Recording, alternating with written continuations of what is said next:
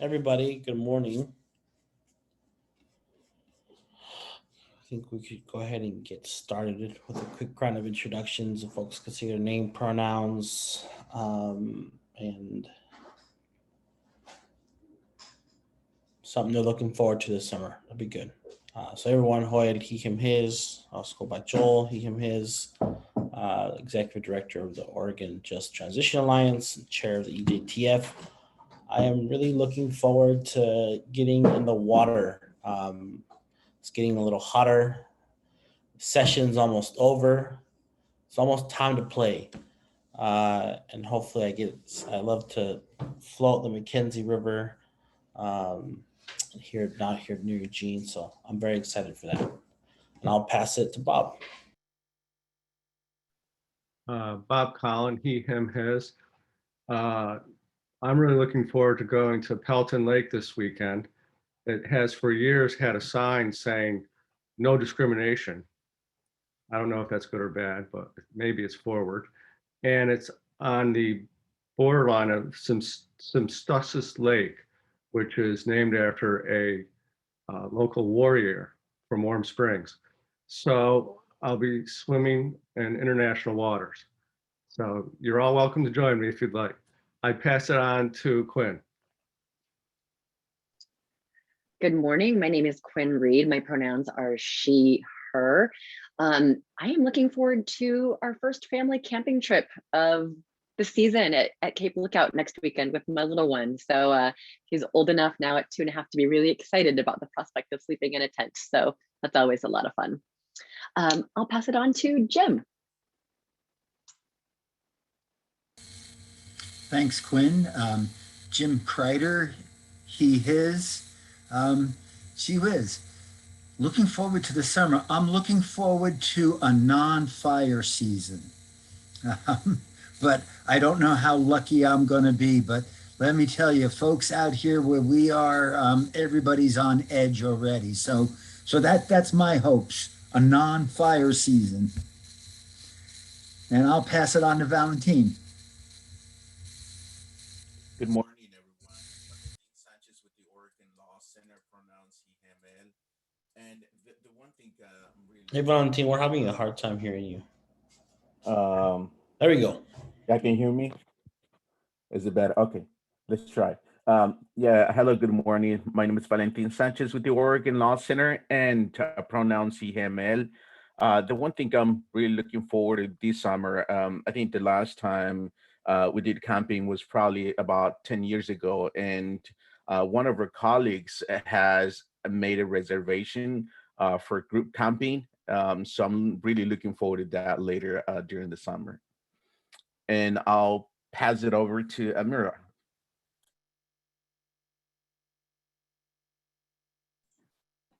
Hi, good morning, everyone.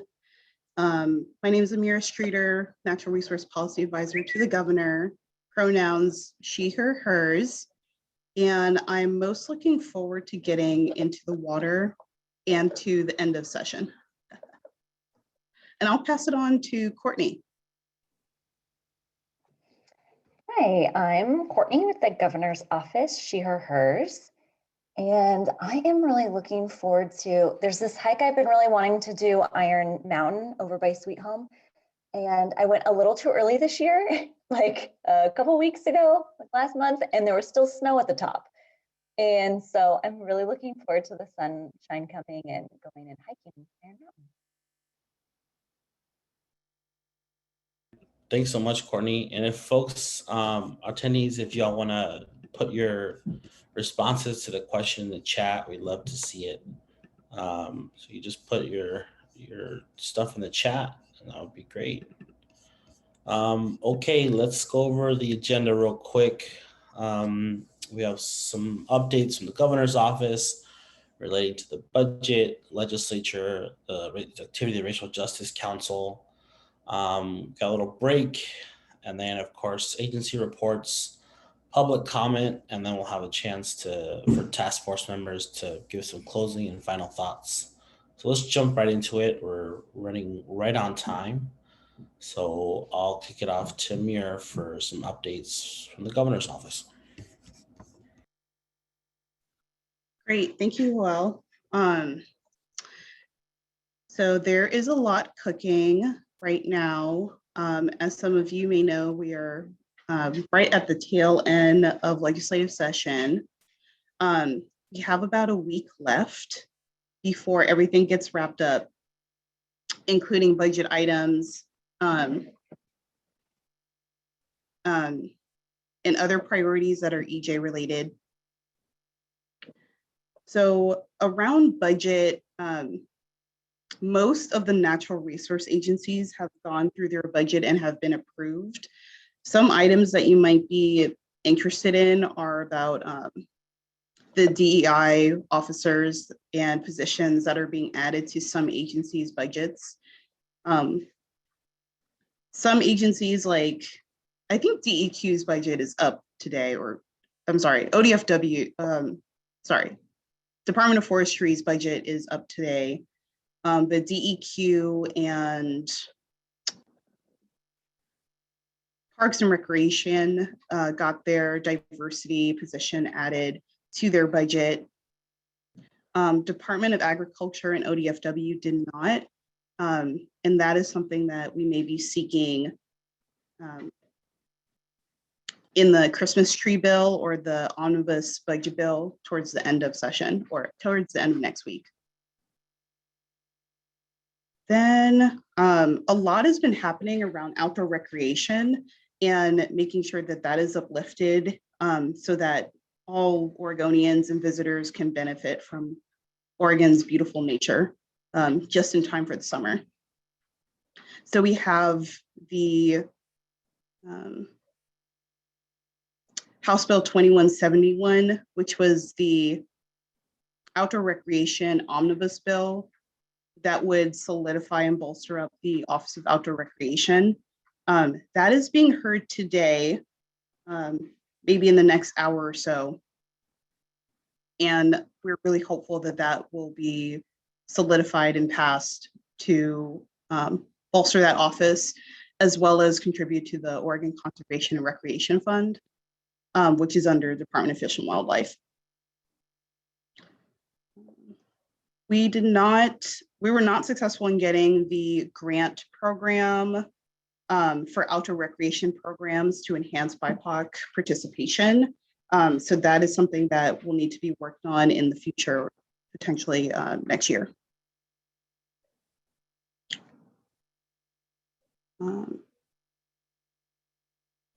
Other budget items. So we have Senate Bill 286, which is kind of at a standstill right now. It did not get assigned to the Joint Committee on Natural Resources. So there is a little bit more lobbying and pushing that needs to be done between now and next week to see if that can still make it past the finish line.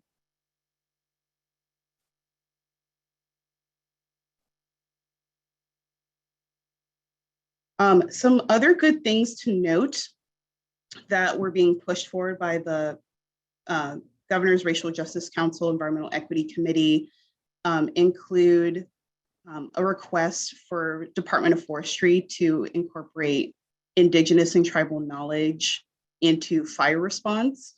And that looks like having DEI positions that could help with those issues. I'll put it in the chat.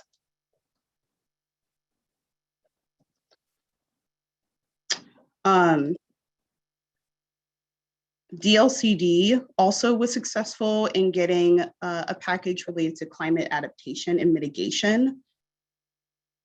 And then probably one of the more most exciting things was securing the water equity package for Water Resources Department for $1.5 million.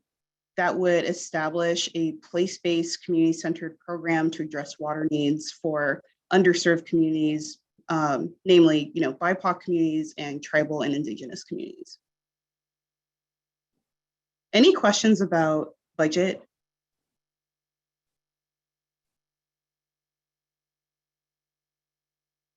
Okay. Right. As I mentioned with the legislature, I think they're thinking about ending either Friday or over the weekend. Another priority bill that we were looking forward to getting was Senate Bill 289, which is the Safety in the Outdoors bill. This is the bill that would basically prevent people who committed bias crimes from engaging in outdoor recreation activities for up to 5 years. And the time frame is 6 months to 5 years. And that passed, I think, a couple weeks ago with a lot of support, bipartisan support, which is great. And we'll be putting together potentially a signing ceremony for that and making sure that all of you are on the list and seeing if you can also attend.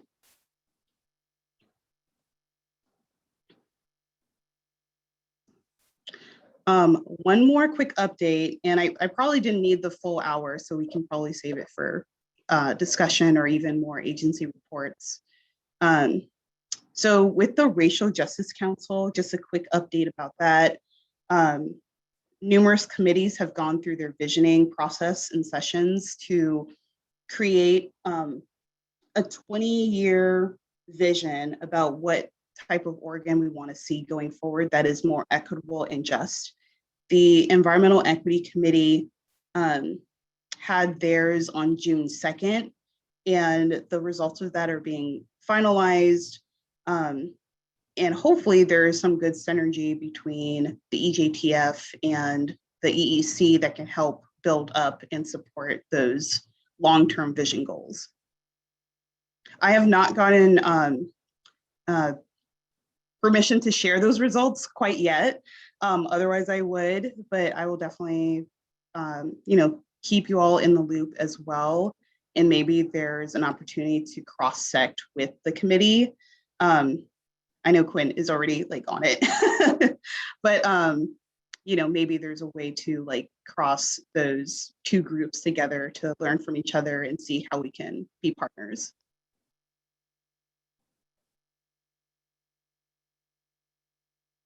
Quinn, I see your hands up. Yeah, I just wanted to thank you for hosting those visioning sessions. I thought they were, I kind of wished I could do it in almost every aspect of my work and life. Take a minute to step back and think about what the future could really look like outside of the constraints of, whatever boxes we put ourselves in.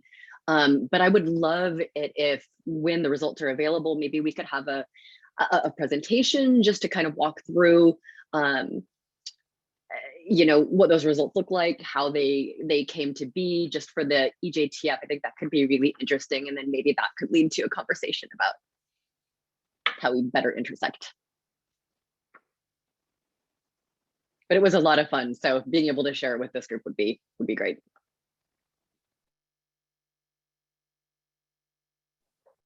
Thanks, Quinn. Any questions or comments about anything I brought up?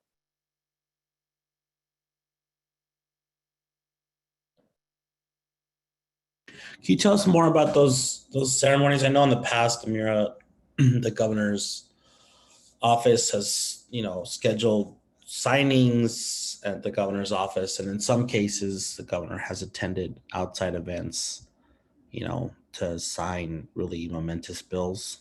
I'm curious if you could talk a little bit more about the potential for that this summer as we get closer to August. Yes. So as Joel was saying, the governor usually sets up signing ceremonies, I think by request, either through, a public member or through governor's office, or sometimes even agency folks, I think can raise the flag about that. I'm not 100% sure how they will be conducted right now since we're still social distancing, but hopefully around August, we'll be able to gather in person, preferably outdoors, to have a signing ceremony. And we usually coordinate with the sponsors of the bill, folks who have helped push that along, interested legislators and interested stakeholders. to come and just be a part of the ceremony. And sometimes there's a speech or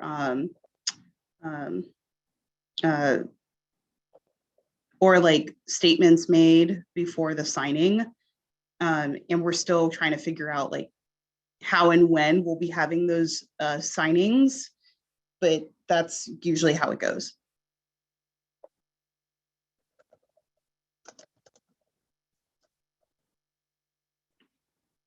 Any other questions?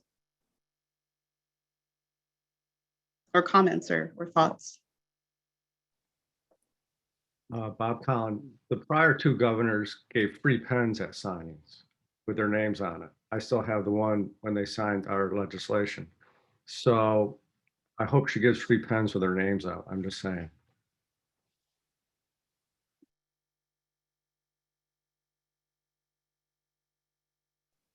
Yeah, that's true. That would be nice.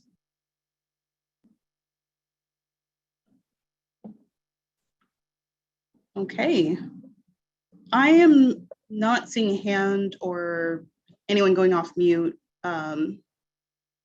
That was kind of the big update I had.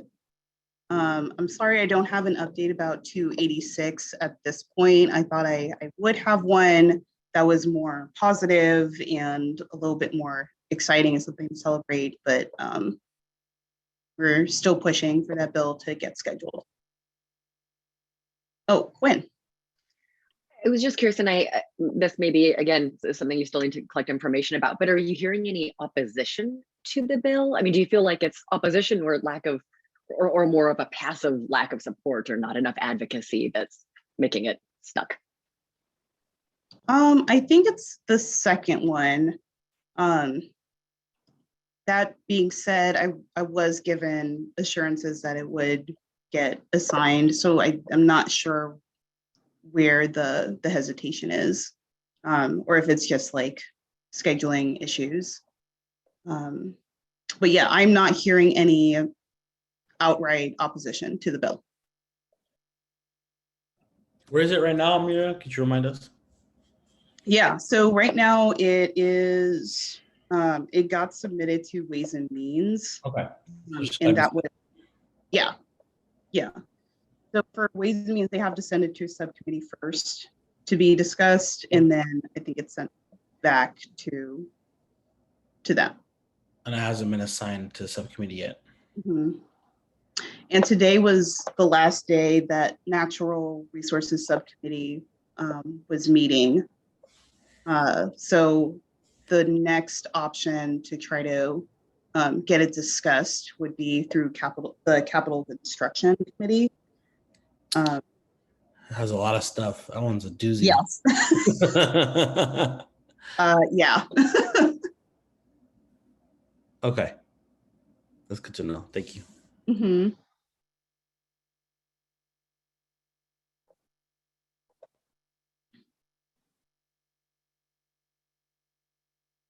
Okay, if that's it, I can close up my segment. And I'm sorry, Chair, I know that kind of shifts the agenda a little bit, but No maybe, worries. yeah. Well, May I suggest switching to agency reports, or if you all want to discuss something else? Mm-hmm. No, I just want to see if any folks have questions for Amira.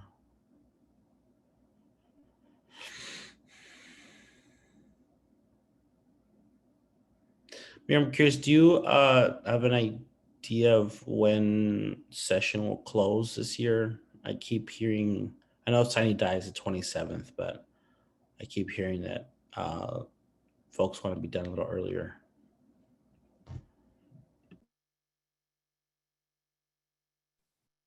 Yes, I've been hearing that. So I think they're just moving as fast as they possibly can. Gotcha. Okay. That's good to know.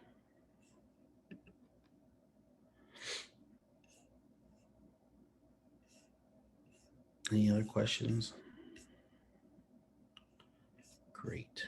In that case, I suggest we go on to agency reports. Folks okay with that? Sweet. So if there are agencies present that would like to talk to us for a bit and give us an update, that would be great. I see a raised hand already. Christina, you want to go?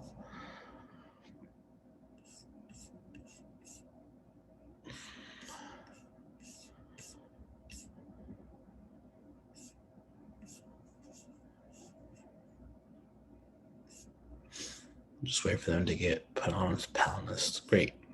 Go ahead, Christina. Can you hear me? Okay. Hi, good morning, everybody. I just want to go through and give my updates. And when you say reports, you mean updates, right? Not our agency. Yeah, just an update. Yeah. So legislative update for ODA. Our main bill and fee bill passed yesterday out of committee and is heading to the Senate floor. So we're happy about that. And then a few bills that passed that I want to mention is House Bill 2031, which modifies the definition of a pesticide applicator. Really, it's to increase the scope of activities that applicators are responsible for. And the intent of the bill is to align Oregon's law with new federal law that increases protection of those who use pesticides, including applicators and their employees. So that's a good thing. House Bill 2409 prohibits homeowners association from requiring application of pesticides on owner's property, except necessary for ecological or public health. So they get to opt out instead of it being required. And then the last one I want to mention that passed is House Bill 2531, and that adds ODF&W, Department of Fish and Wildlife, and ODOT as consulting agencies for state pollinator health outreach and education plan. Currently, OSU leads that effort and ODA is a consultant. So it's great to have those additional agencies participating in that. So that's what I have for legislative updates. And then a couple of quick updates, addition to that of what we've been doing, is our confined animal feeding MOU that ODA and DEQ are currently working on. We've updated the MOU, it's in draft form, and it's going to be going and being presented at the Environmental Quality Commission in its July meeting. And changes that we've done to the MOU is incorporating several additional practices that we've adopted by policy. And that includes two-step permitting processes for large facilities. And that would be first is construction, approve that, and then allowing animals to go onto the property. The second thing that we've added is more interagency coordination on issues like water supply. So meeting regularly with other state agencies, and then more intense monitoring requirements for facilities that land apply manure in groundwater management areas. So does anybody have any questions about that? No? And then I was asked to also talk about the Easter Day proposed permit and the status of that. So if you can all recall, I think it was last August, our CAFO manager did a presentation about the proposed Easter Day permit, and that is located on the old Lost Valley CAFO outside of Boardman, Oregon. And right now, the history of it, there currently is a zero animal CAFO permit out on that facility right now. And really what that does is it allows the operation and maintenance of the existing waste system for the collection of stormwater. We continue to do, as all permits do, we regularly go out there, we conduct inspections to make sure that everything looks good. What else? So there's a part of the permit is that they have to regularly do testing. It limits the amount of wastewater that can be applied to fields. There are currently 11 existing groundwater monitoring wells that are currently being sampled quarterly, and we get those results on a regular basis. We are aware of legal action against the owners of that business that is based in Washington related to bankruptcy proceedings. And there's a lot of moving parts related to the bankruptcy very complex. And so we are tracking and monitoring that. The draft permit is still under review, and the state will continue to conduct its due diligence. We're working with DOJ and our partner agencies, DEQ, WRD, and OHA, to look at all our options as we continue to gather information. So long story short, it's not going to go out to public review.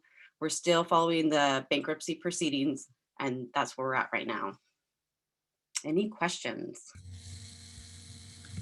This is Jim. Yes, I do have a question. Mainly going back to the Malheur permit that is just beginning its process. Okay. And that's for 1,100 head of cattle. And I'm wondering, there is a CALFO facility just above that one that's being permitted. Because I went to Google Maps and there's a road splitting the two of them. Is there a cumulative effects type of look where you look at the permit for the facility that is adjacent to a new facility that's going to be looked at for permitting? We don't currently, in my understanding, we don't currently look at a cumulative efforts, but we do require that part of the permit process is to do monitoring on a regular basis. They have to do samples on a quarterly basis to make sure they are not impacting ground or surface water. And so that's all part of the process. So we do require them to, go through the Lux. We don't get to say where they want to have their capo, but we do require, they have to have certain requirements on their land in order to get the permit, which includes a public hearing. So I would have to say, no, we don't look at cumulative effects, but there are requirements within the permit to make sure that they're not polluting ground or surface water. Could they use the same monitoring wells from the permit on the CALFO operation? I believe it's to the north, because when you look at the Google map, it's a river valley and the CALFO is in the arid land on the sides of the irrigated valley. And I'm just wondering, with another 1,100 animals at the headwaters of what looks like an irrigation system that's moving down towards Vale, I am just wondering, can they use the same monitoring stuff from the permit that is in place? Or do they need to put in new monitoring wells? Because obviously it looks like, I didn't count the number of cows on the ground. Mm-hmm. A fairly good size operation. I'm guessing probably similar in size. That means you're going from, so let's say 1,100 animals and adding 1,100 animals to 2,200. I guess not knowing how the operation works, and maybe it's best to take this discussion offline. Mm-hmm. I am interested in these, but so just curious, how do they do it? Yeah, no, that's a really good question. And I think those things are important. If you do have those concerns and questions, that's why we have the public process, and to add that information or those questions to the public process and letting them know so that we can look at those things and be able to respond to them. But one thing I can do, I think would be helpful if you maybe can talk to our capital manager to address those questions. He would be able to help answer in the process of how we go about permitting these facilities and what goes into that. But I think your questions in particular really are important to add to the public. Write your comments down, ask your questions. That's what the public process is for, so that they can look at that and then be able to respond to it. And that could be where we would maybe change the permit because of those questions asked to address those issues. Mm-hmm. Okay, because I've reached out to some people I know in the county, and they weren't aware of it. So I'm kind of waiting for some feedback from what the local folks say, because it's not necessarily my issue per se. If folks are concerned, want to see that their voices are heard and get into the mix. Yeah, and I really appreciate you reaching out to the local folks in that area. That's super helpful for us. We can't always get out there and knock on every single door. So any help that we get from you to contact those folks so that they can submit their voice so that we can address it I really appreciate that. Okay. And then maybe if you could, I forget who the council manager is, but if I maybe, will connect with you offline. I'll send you an email and then I connect the two of you together. great. Thank you, Christina. And it looks like Valentine, you have a question? Yeah, thank you so much, Christina. Thank you for the legislative updates on your end. And the one thing I wanted to ask you about is House Bill, I think it's 3021, you mentioned that was created to align our state laws with the federal law. Do you know which federal law is intended to align with? Is it free for all or the workers protection standard regulation? Yeah, no, that's super good question. I don't know the answer, but I will connect with you offline to get that specific rule and law that aligns with it so that you have that information. Okay, and the next question is, do you know when it will go into effect? Ooh. I don't know that. That's a good question. My guess would be January 1st, 2022, but if not, it could be an emergency. So I will also get that information for you. I apologize. And just the final, question or thought that I had is, I'm assuming the ODA has plans to develop educational materials to ensure that both farmers and employees know and understand about the changes in the laws. So I just want to get your sense on that. How we're doing outreach? I'm just wondering whether you will be developing or have plans to, develop outreach materials on the specific changes of the law. Yeah, definitely. Those are definitely things that we require when we have pesticide applicators that they're all pesticide applicators are licensed through ODA, and we send out regular updates about any laws and rules and changes that they should be aware of, so that they know what they should be doing and the new laws are in effect. So we do regularly do quarterly outreach to all of our licensed applicators, making them aware of any of the changes that are going on. And I could actually, if you're interested, I could add your name to those notice that come out on a regular basis so that you can be aware of them as they come out. Excellent. Yes, I love to just if you could, or I can send you an email.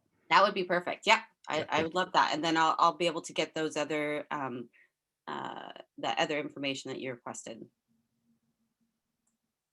Thank you. Mhm. Anybody else? Bob, Mhm. circling back to Jim's points on cumulative impacts, effects and risks, perhaps. If you don't have a zero emissions threshold in reporting, you're going to miss a lot of cumulative impacts. So any thresholds you have that don't capture all the water waste will not get the cumulative impacts as it goes downstream. Mhm. So by that being at the headwaters, that's your first chance to capture everything. Right. And then if everyone down the line is clean, we'll know where the impacts are. Since you've worked with sister agencies on this permitting issue, and this has been the bane of EJ since the beginning, these thresholds, Mhm. you just can't get to cumulative impacts, emissions, or risks without that consideration of what is your zero, and industry resists this strongly. Mhm. But your three agencies that you've been sistering with would benefit from a collaboration in terms of discussing an approach to this, because we will find out one way or another from water. So thank you, Christina. Appreciate your time and all your work through the years. Okay, thank you. And if anybody has any additional questions that you can think of, feel free to reach out to me and I'll be able to answer them for you.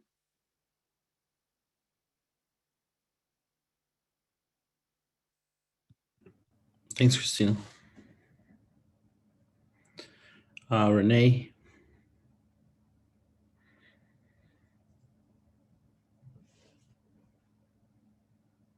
Good morning.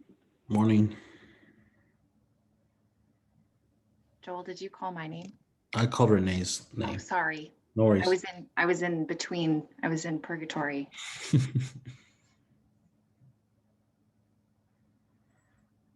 You're on mute, Renee.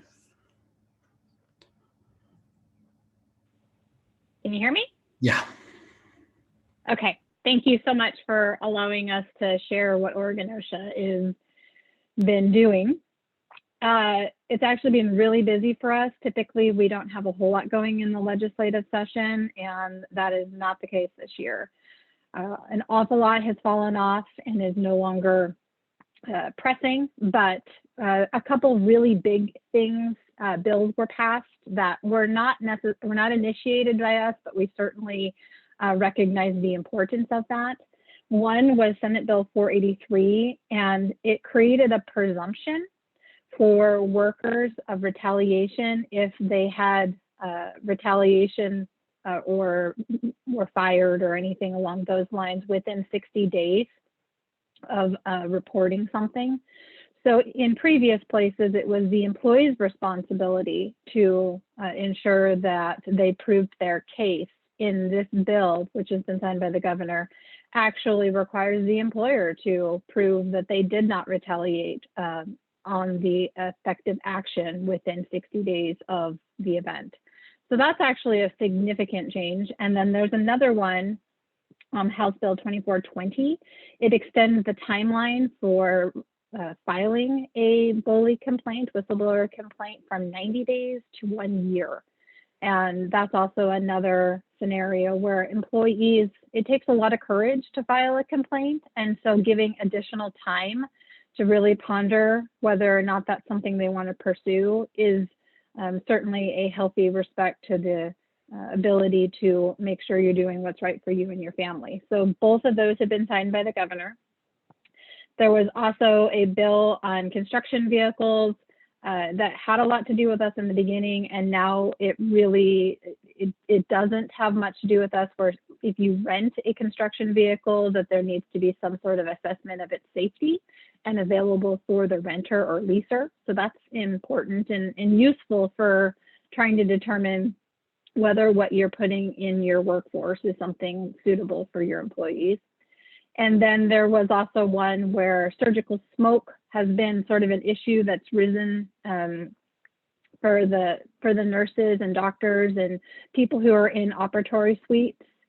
They had a bill that passed. It has not been signed by the governor yet, but it is about putting some evacuation systems in the operatory suites to reduce the surgical smoke. And not to get graphic by any means, but surgical smoke is all the stuff that really nobody wants to think about when you take a laser to somebody's skin, and everything that is in the air when that happens, going through, you know, bones and muscle and that sort of thing. So that is on its way to the governor's office. So those are sort of the big ones that are still that are moving forward. There are a few others that have recently just dropped in the last week or two about restricting our ability to issue citations or to waive penalties on the citations as they relate to COVID. Those have not gotten a public hearing or anything at this juncture, so we don't know the status of those. Our budget passed, and so that's a huge bonus for us as well.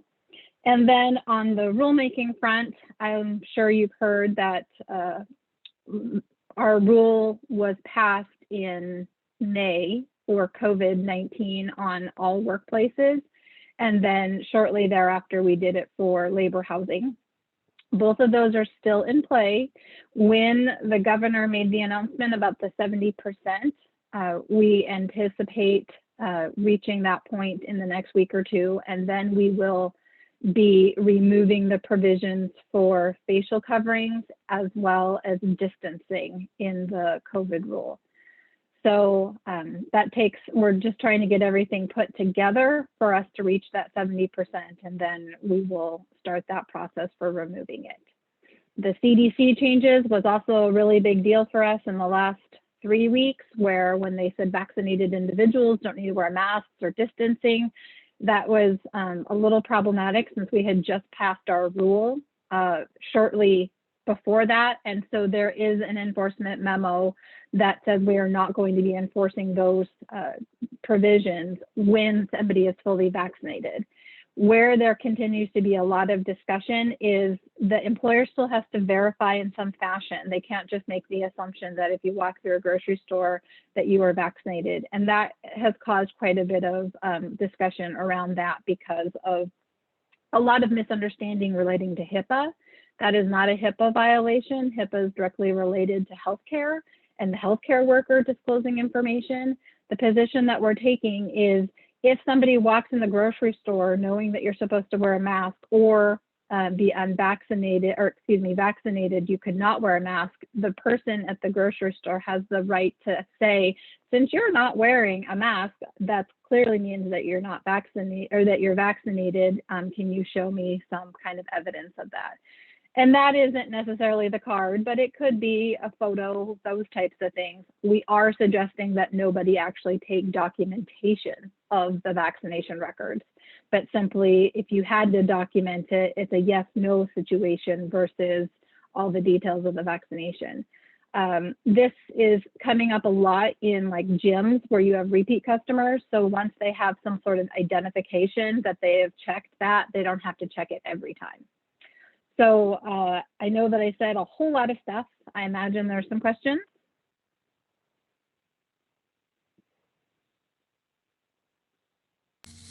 This is Jim. Yeah, I kind of have a question.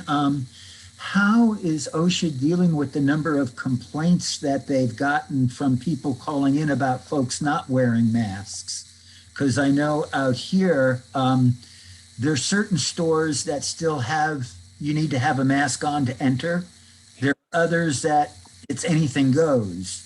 And I know before that, this one particular store was not enforcing it. And I know there was a campaign to call in many OSHA complaints against that store. So I'm just wondering, I'm sure out here, it's not the only ones that thought up that idea. So I'm just wondering, you know, what kind of volume are you seeing and how are you kind of processing it? That is a great question, Jim. Thank you. We are at the point where we've reached more than 28,000 complaints since COVID began. And just for context, we normally have about 2,000 a year. So obviously we have a lot of work. And there's been a lot of campaigns to not just do what you were suggesting, but also the opposite, where people are frustrated that you're required to mask, therefore they're going to call in hokey complaints just to keep us busy, is kind of what is listed on the internet and social media. So we have a lot to sift through, and we've pulled our resources and kind of reshuffled everybody to try and create some efficiencies to process these complaints and try and weed through the ones that there's some legitimacy. We also are employing what's called a spot check, where we're not going and doing an inspection, but we are having staff go out to places where we're getting some additional complaint information and just sort of do an assessment. That doesn't count for an inspection. We still have to open the inspection as normal, but this allows us to really figure out where our resources should be spent. We have not employed that tactic prior to COVID-19, and it has helped us kind of weed through it. The really complicated factor in this last month is before we were dealing with people who didn't want a mask, now we're dealing with people who don't want to show vaccines, and there are people who would rather assume that an unmasked person is a vaccinated person. And that's not a good assumption, because oftentimes the people who don't want a mask also don't actually want to go down the path of vaccination. So it's kind of this really odd situation, and it's really puts a due diligence on the employer to make sure that they have some mechanism to either ensure that they continue with the masking requirement, that's their call, or ensure that they are asking folks who are unmasked to prove it in some fashion. So it's a really complicated thing, and it's keeping our staff very busy. Chair, if I may, yeah, thank you, Renee, for those updates.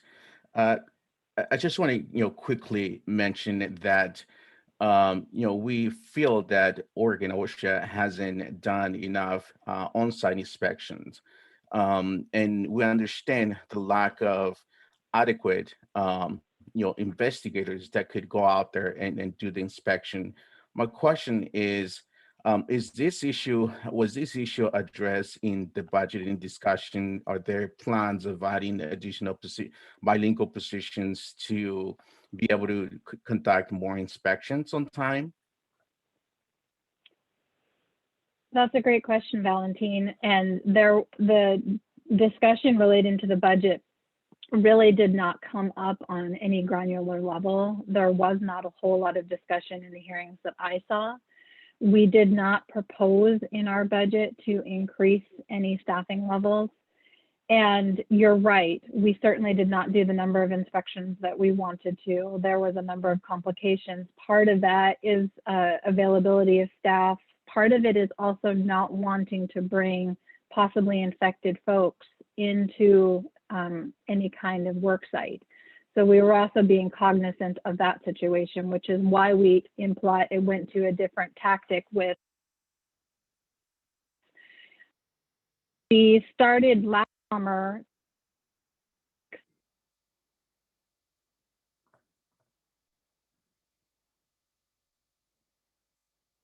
Sorry, Renee. You're on mute, Renee. Got muted. Last thing I heard you say was we started last summer. So okay, so I don't know what happened. Sorry about that. Last summer, we started working on doing more inspections in outdoor environments because that had less implications for COVID-19. So we did pick up some extra inspections in places that we had less of that potential exposure for our staff as well as exposing to workers. And we are working on a process this summer and plan on getting out there and making sure that we get as many inspectors as we can. The challenge, of course, is we still have people who are unvaccinated, and we also have people who are in the stage of being vaccinated. So that does complicate it. And every hiring that we do, staff level, we are looking for bilingual workers because we recognize the need to have as many bilingual people as we can. Matter of fact, we just hired somebody in our Portland field office that's bilingual. So it is actually considered a preferred component on our applications because we are trying to bring in more people that can provide the bilingual opportunities for both inspections and in consultations, but it's primarily focused in the inspection process. Yeah, thank you, Renee. And then the last question I had is, could you give us a brief update on what's happening, around heat stress and wildfire discussions? I know there's a group of individuals that are meeting, and as you know, summer's coming, and we're gonna start seeing days where there's going to be 90, 100-degree weather, and we have people working out in the fields, no requirement for shades under our state laws, and also wildfire issues. Thank you so much, Valentine. I'm actually a little bit embarrassed that I didn't include that. It's been so front and center in everything that we do. I don't even know why it wasn't on my list. You're absolutely right. We are in the midst of heat and smoke rulemaking. We started it the spring of this year. It's part of an executive order from 2020 around focusing on excessive heat and wildfire smoke. We have a lot of stakeholders who are interested, and we have been circulating drafts. We are working through red line versions of what stakeholders are thinking are better changes to our rule, and we're implementing those suggestions right now. We are hopeful that we can get ourselves to a point where we can do a proposal on smoke that we feel satisfied would make through the process, that we might be able to do a temporary rule on smoke.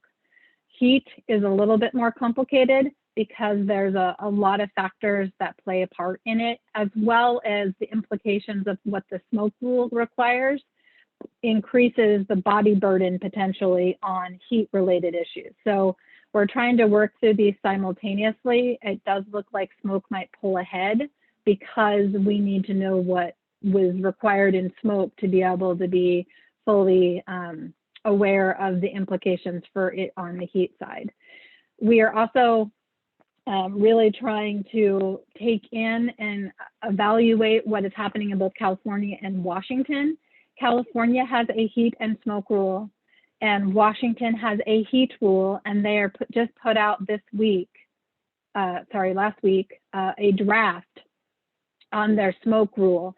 And so now we're trying to look at the tri-states and figure out the best way to go forward, keeping in mind that we have workers and employers who, you know, work on both sides of either border, and in some cases, all three states. So it is a complicated issue that we're trying to work through and hoping to get something in a place where we could put out a temporary rule. Yeah, thank you, Renee. And just one suggestion. I know you mentioned that there's draft languages being circulated to those individuals that have been engaged. Just one recommendation is to send those draft languages ahead of time, prior to the meeting, so that way individuals have time to digest them and circulate them within their colleagues, so that their colleagues can provide valuable input in those languages. You're absolutely right, Valentine, and I would love to get it in as much advance notice as possible. We are trying really hard to take everyone's comments in, and these meetings were scheduled 3 weeks out, and that sounds like a lot of time, but when you consider the fact that we are doing this rulemaking in coordination with Oregon Health Authority, it's actually fairly complicated.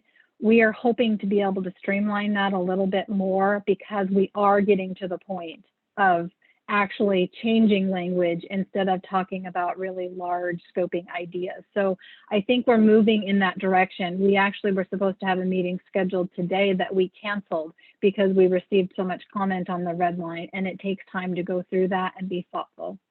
But thank you. I wholeheartedly agree with you. This is Jim. One quick question on that. Do you have a docket number for that? And is that docket accessible via the website? So we don't have docket numbers. They are on our website, both heat and smoke. All the information that we've been circulating is there. I can put that in the chat box for you.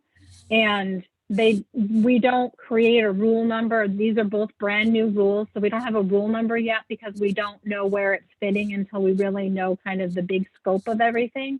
But if you follow this web page, it gives you the updates as they are happening relating to it. So I'll put that in the chat box. Great, thank you.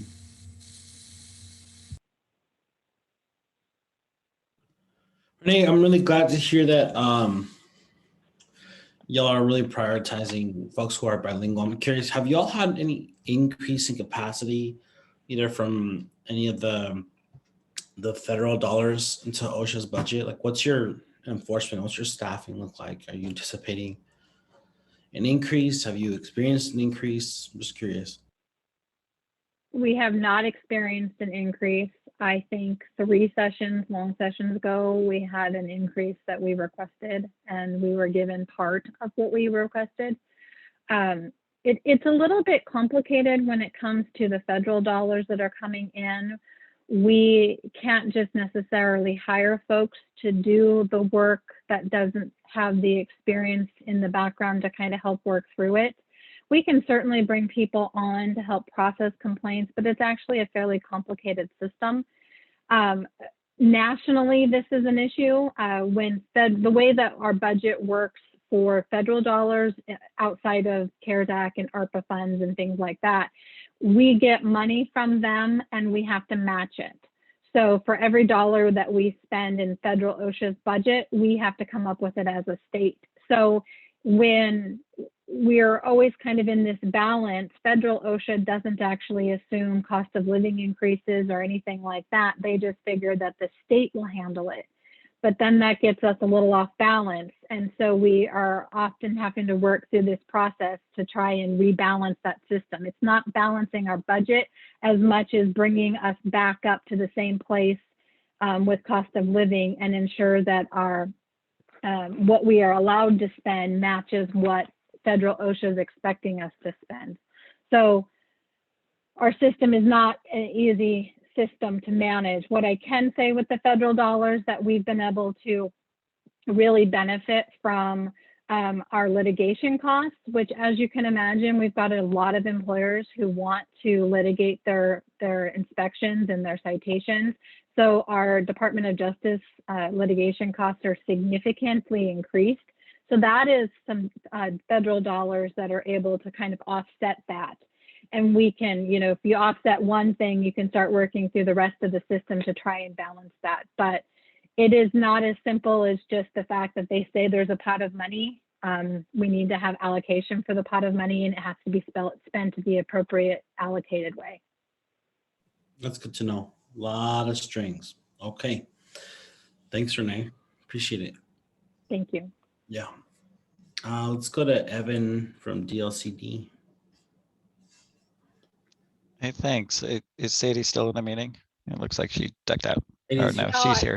Go, I'm Sadie. still here, Evan. I'll kick it off, and I may have to hand it over to Evan. I've got another meeting that I need to attend, but we have shared notes on this, so hopefully we'll be able to cover the material we hope to. I'd just like to start by talking about our budget for DLCD. So we are almost entirely general fund. We don't collect any fees or do anything like that to support our agency. And so there is quite a bit of fluctuation each year. This year, we have been really fortunate in having all of our policy option packages funded. So the POPs that got funded renew 6 positions for housing. Those positions will continue to work on middle housing and housing affordability at every level. That work is related to House Bills 2001 and 2003 from the 2019 session.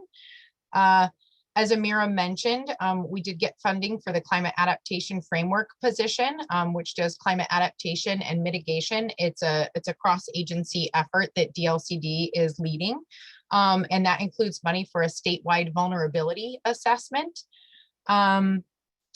We have a climate position that was funded to help with the climate-friendly and equitable communities rulemaking that we are currently undertaking. And I'll have Evan jump in and talk a little bit more about that in a minute.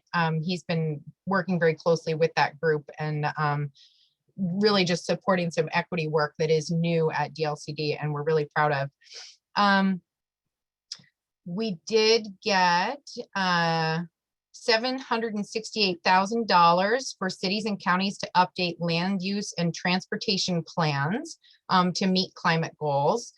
A position to help rural communities with transportation planning for bike, pedestrian, and transit.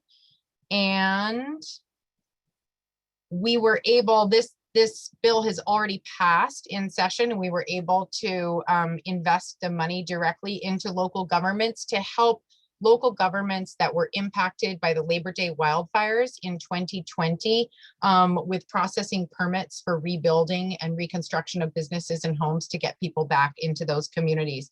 There's a chance that we will get more funding to do that work. There's a bill that's up in these last days of session that has the potential to allocate an additional $400,000 to that work. Unfortunately, when our budget passed through, initially it had included funding for House Bill 2488 related to the Goal 1 revision, but that money didn't come through in our budget. So we're still waiting to see what will happen there, if there's any money that comes through in an end of session bill or anything like that. In July, our commission will adopt wildfire rules, and the rules that we are revising right now give local governments a path to permit temporary relief shelter for people. So this would be trailers, tents, campers, something like that. There's a there's a strong set of rules within DLCD that protect resource land. So this is working farm and forest land. And it's difficult to permit those areas for residential use. And one thing our commission wanted to be mindful of is in giving communities and local governments, so this would be county and city governments, a path to permit these. Number one, they wanted to make sure there was a plan to sort of decommission those sites after the relief efforts were no longer needed, in part because they didn't want temporary relief housing to be considered as part of a community's overall housing supply, because we don't want to consider affordable housing in the same category that we would relief housing, because this is really what we're hoping is a temporary situation for these folks. So those will be adopted in July. Other commission updates, also at the July meeting, our commission has requested that they get an update from our DEI committee at DLCD, as well as the Governor's Racial Equity Council. Our commission right now is very engaged and ambitious about DEI work, and incorporating it at all levels in our work at DLCD. I know I mentioned in our last agency update, our Citizen Involvement Advisory Committee. We adopted new bylaws for that committee at our May commission meeting that expanded the committee to 10 members. We welcomed 6 new members to the committee. We've really got a very diverse representation of people throughout the state. So we're really excited about the work that they are going to be taking on. And on the 21st, so next Monday, we have an onboarding meeting. The public is welcome. You are all welcome to join us if you like.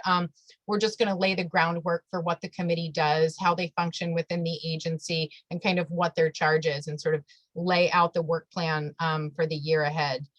And then the last update for the CIAC is in the fall, we will be announcing our ACE Awards and encouraging local governments to apply. So ACE stands for Achievement in Community Engagement. And what we do is we ask local governments that have done really superlative work or novel work in the area of community engagement to tell us about those efforts. And then the committee evaluates them, and we select some communities to recognize. And then, Evan, why don't I turn it over to you to talk about our climate friendly and equitable communities rulemaking, since I know you're more familiar with that. And thank you all, EJ members, for your work and your efforts. It's always a pleasure to join you. Thanks, Sadie. Evan Manville, he, him pronouns. So our climate friendly equitable communities rulemaking is in response to the governor's climate executive order from last March.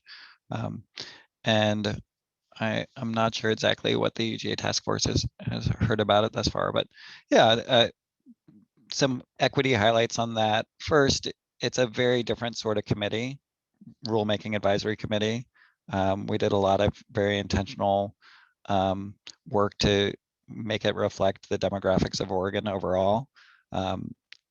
Providing stipends for certain community-based organizations representing key populations. So racial diversity, people with disabilities, people from around the state, age diversity, renter versus homeowner, and someone representing people experiencing homelessness. So we really work to get voices in the room that aren't just the white, rich, privileged folks that are often engaged in those processes. And they've had 5 of their 9 meetings thus far. One of the first things they did as a committee was develop equitable outcomes. And I believe we shared that with you. And so part of those outcomes and processes were highlighting how to do better on equity, because we know land use has been used as a tool against equity in the past. So yeah, they've been working with us. We are aiming to have rules adopted by the end of March. one of the key things that we're realizing as we're trying to make our communities more climate friendly and equitable is the dangers of displacement in doing that. Gentrification caused displacement. And so we've contracted with Dr. Bates from Portland State to provide some recommendations on how to address that. And so we're going to be looking at that in the next couple of months, trying to make sure that as we boost climate friendliness, that we're not increasing inequity.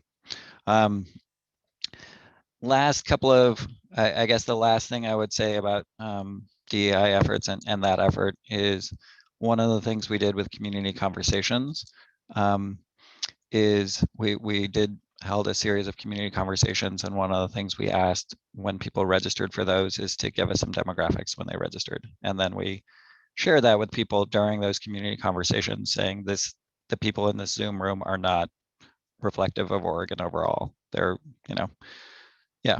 richer, whiter, older, have fewer disabilities, et cetera. And so that kind of helped, remind people that their voice is not in the room. And that's an ongoing struggle. And we're hoping that with this new position that the legislature funded, that we'll be able to get more of those voices in the rooms for the next series of community conversations that will happen in October. Anything else on that? I think that's pretty. Those are the highlights on that. Yeah. And I know Sadie may have had to run off to another meeting, but yeah. Are there questions about DLCD work?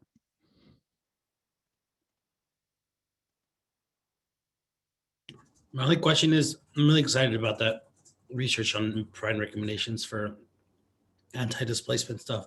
Is that something that you're hoping to come back to the legislature with, or something that in terms of the DLCD, cities and counties will get be widely disseminated? That's mostly my question: is how is this information going to be disseminated? Yeah. Well, we'll be distributing that at least to our commission and the League of Oregon Cities and Association of Oregon Counties serve on the rulemaking advisory committee, so they will have access to it. Certainly imagine, given the legislative interest in these issues, that it's something that we would share with the legislature once it's available, and perhaps in the short session next year, that'll be something that we present on. Yeah, I know some counties have opted out of the AOC. So just no, you might want to send it to them as well. Great. That's a great suggestion. Thanks, Joe. Anyone else? Yeah, Evan, Jim Kreider here. I was wondering if within the RAC, when you mentioned you looked at the demographics of the people on the group versus the state demographics, is that on your website? Because I'm involved in a RAC or two, and it would be interesting to do that type of comparison just to see how other agencies, or the ones that I'm involved in, how the demographics reflect of the state in its entirety, and whether it's broken down by region at all. Yeah, so some of those demographics are not on our website, in part because they're somewhat personal, and we didn't want to broadcast that a lot. But yeah, we had over 100 applicants for the RAC, and then we went and recruited some gaps. And I'm happy to share that with you. But it's not on our website. So I will look for some contact information and send that out to you, and happy to do some follow-ups. There is an oversampling among the 8 metro areas the rulemaking is focused on. So it doesn't include the rural communities, because the rules aren't going to impact those folks very much. So I would note that, but other than that, I can follow up with you offline to share some of the demographic information that we have. But yeah. Great, thank you.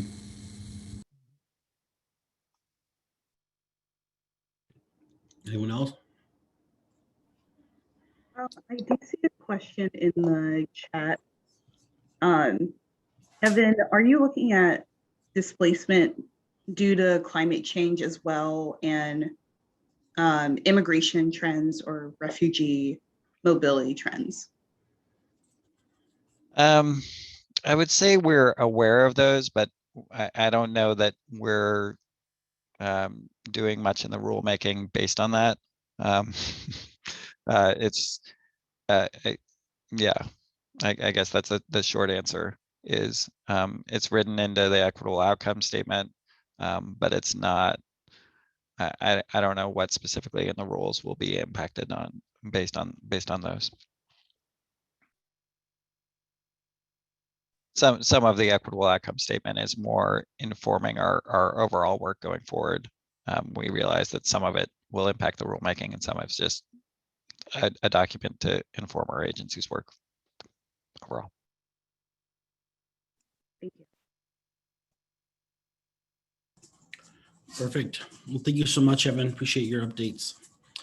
All right, folks, it is 10:17. We're a little overdue for a quick break. It's 10:17. Folks can be back by 10:22, 10:23-ish. And then we'll pick up where we left off. Real 5-ish minute break.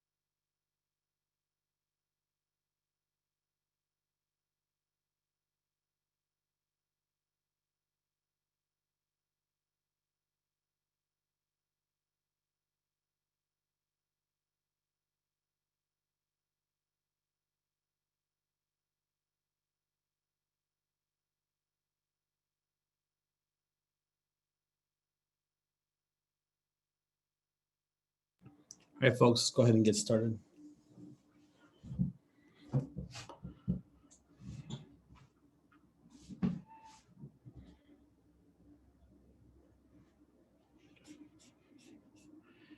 Ezel, do you want to go next? Yes, I do. Thank you very much. I appreciate the opportunity. My name is Ezel Watson. He, him, them, they, and I am representative of the Public Utilities Commission. Just going to hold it today. I have really two main updates. One bill that is under review that looks like it'll be passed will be our budget, the PUC's budget as a rule. And I don't have a lot of visibility into our budget. So I do know that we are receiving funding for a few new analyst positions as a result of other work that will be coming our way. One big bill that we are preparing for, everyone I'm sure is aware of, we're calling our equity bill House Bill 2475A or House Bill 2475, that will grant us authority to look at differentiated rates based on customer classes.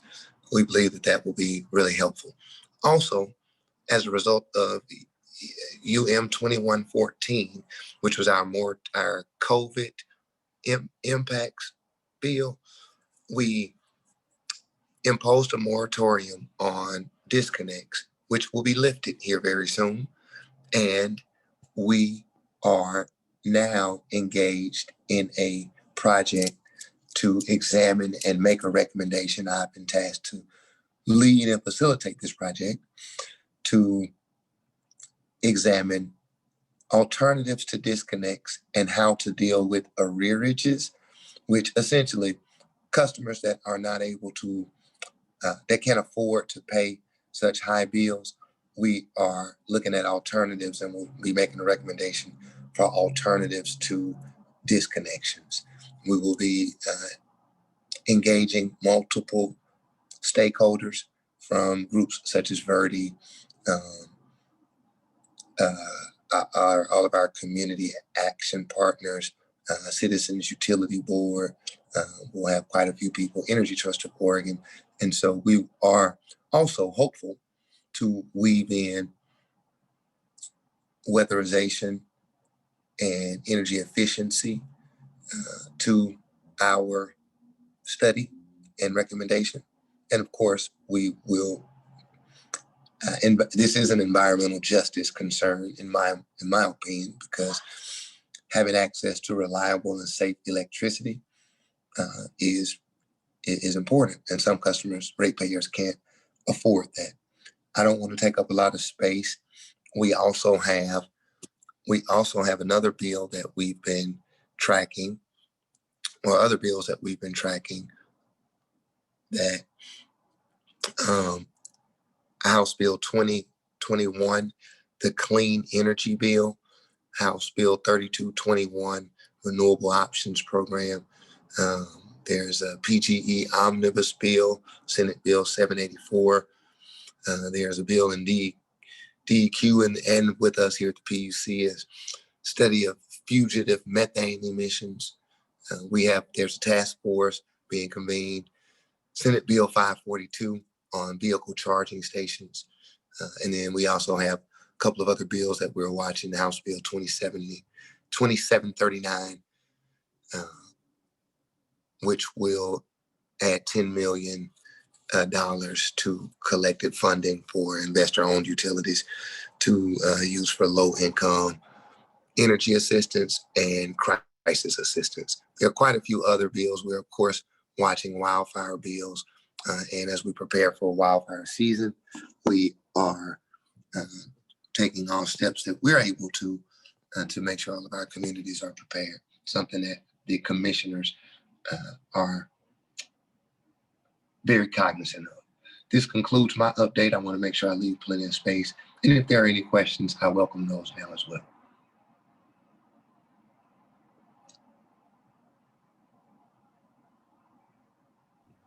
Go ahead, Bob. Good morning, Ezel. Thank you for your report. I'm curious about the methane research. And the reason is I want to make sure it's comprehensive. They'll often they'll only look at permit holders for methane emissions, and they miss a lot of small methane emissions. So I want to make sure that, because methane as a chemical, we know what it does, but it is also something that can accumulate and bioaccumulate in some ways, perhaps. So it's going to affect the fish. It's going to affect the fish, the land, their water, and most of all, the people closest to that. So I really want to underscore complete methane investigation, not just the people that have permits, just any source the community can help you find. Thank you. I appreciate that, Bob. I will make sure I relay that information to the analyst team that may be assigned to this to make sure that we're comprehensive and thorough in our approach, not just to the permit holders, but to any areas of opportunity that anytime we see methane, if we can investigate it, we will use all of our authority there. I appreciate that feedback, Bob.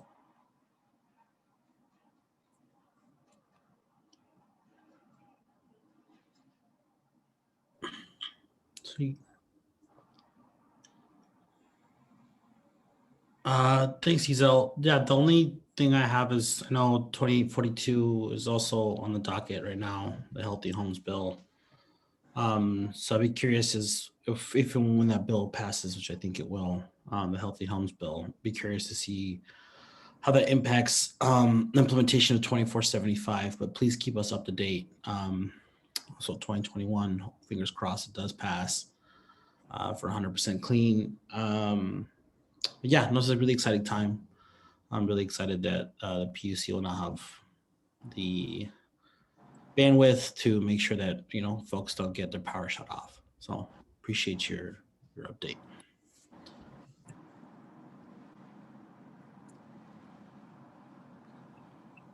Any other questions for Isel before we move on? Okay, thanks so much. All right, Julie. Good morning. Morning. Yeah, so I'll start us off with some legislative updates. The most significant news from an environmental health perspective and public health more generally is that the Joint Ways and Means Committee approved $45 million in public health modernization funding, which is above the $30 million requested in the governor's budget. And this is the first time since the legislature started allocating modernization funding that environmental health work will be eligible. And so this will finally support non-regulatory environmental health work by our local health departments, community-based organizations, and tribal public health departments with a priority on climate-focused work. We expect to issue an RFP in the fall, and we'll share more details in our written report on that. And regarding the Healthy Homes Bill that you were just mentioning, Cherry Bow, we heard on Tuesday that this bill that Verde was working on with Representative Marsh was approved by the Ways and Means Committee, which would set up a program in OHA with $10 million to go out in grants for organizations that carry out housing improvements that support healthy home environments. So yeah, that still needs to be voted on by the full House of Representatives and signed by the governor before it goes into effect.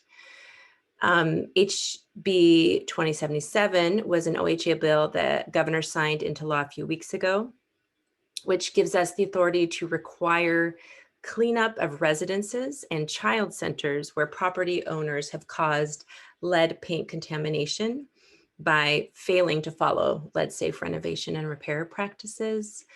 Before, we could issue a fine for violating the rules, but we couldn't require them to clean up these rental properties. And then finally, HB 2945, which was a bill to amend the Toxic Free Kids program, was approved by the House, but not taken up by the Senate. It was not OHA's bill. Oregon Environmental Council was working with Representative Courtney Neron on the bill, but we did provide a lot of technical and input, and we also testified. And so the changes in that would have made information about children's products containing toxics more accessible to the public and expanded the number of products that would require removal or substitution of the chemicals. We understand that OEC plans to bring that bill back in the future. On other fronts, probably the biggest thing on our minds in our climate and health program is we've been working on a grant proposal for the Centers for Disease Control. Their climate and health program has significantly expanded the scope and amount of funding available to states, tribes, and local jurisdictions. So this is similar funding we've been receiving from the CDC for about 10 years, which has been a little over $200,000 a year. So a bit on a shoestring, but we're putting in a proposal that has the potential to be funded at over $2 million. So I think that's really reflecting some shifting of priorities at the federal level for climate and health related work. I'm going to mention some of the highlights. So hopefully you can be specific in when you're crossing your fingers for this, for our grant proposal to be awarded. We're actually submitting it today. So a big part of it is just continuing that assessment work that we do, both around impacted communities and also climate and health related, just health impacts of climate change, and our ongoing planning work, which I think we mentioned last time, but we're about to update our 5-year climate and health resilience plan. So this would fund continuing that. Really, the largest sort of body of work that we're putting forward in this proposal is focused on equitable disaster resilience. And that's a partnership with the United Way and Oregon Community Health Workers Association. And the real core of that project would be funding community-based organizations to increase their disaster resilience. So kind of both on the ground, but also hopefully building capacity in those same CBOs to be engaging in and being at the planning and decision-making tables as it relates to disasters.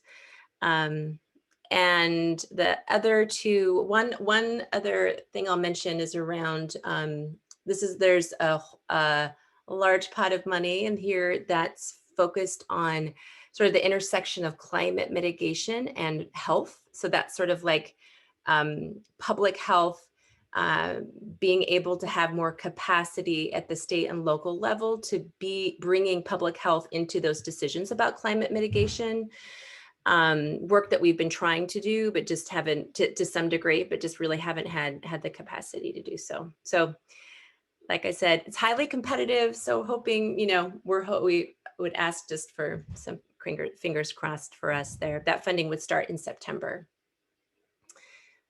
I'll just mention a couple other things. So we're continuing the work on the governor's executive order in the realm of climate and health. And so that's working with Oregon OSHA on worker protection standards, and another annual report that will be due by the end of the year, which really highlights, the most sort of salient themes and climate and health related topics for the year. And then there's our study on the climate impacts on youth depression and mental health. So just as a reminder there, we are conducting a community-based study and in partnership with the University of Oregon Suicide Prevention Research Lab.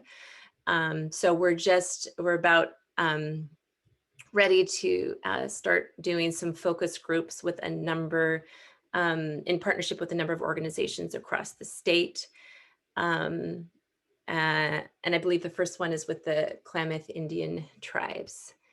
Yeah, mention one other thing. I think Gabriela mentioned this last time, but we're just starting some early engagement around our climate and health resilience plan. So this has been really guided our work. And this is this will be our second sort of our first update really. And it will be, it's a 5-year plan. And so we'll definitely be wanting to loop back with you all and be communicating with you too as well in terms of opportunities to provide guidance and input. And this plan, our target date is to have it completed in 2022. So that is what I have for you all today. Happy to try and answer any questions that you might have.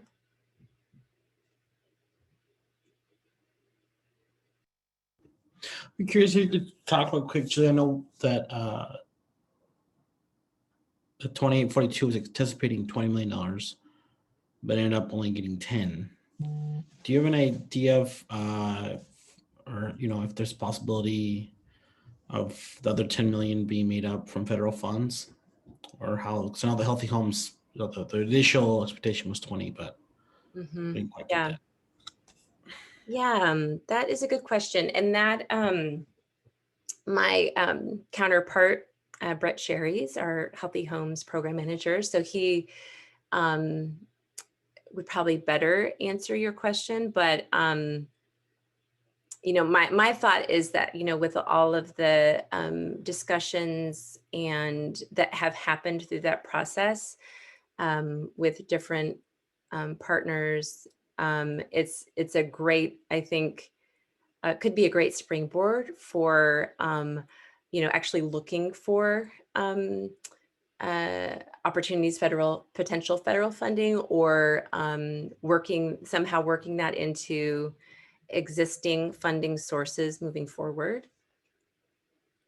So I will relay that question back to Gabriela and Brett, and so I think that's a great idea. Yeah, as we get closer to rulemaking in the fall, it'd be great to get an update on that. Like I said, I know that the folks really hoping for 20. 10, as you mentioned, is a good springboard. It's a good start, but it's not quite enough to really,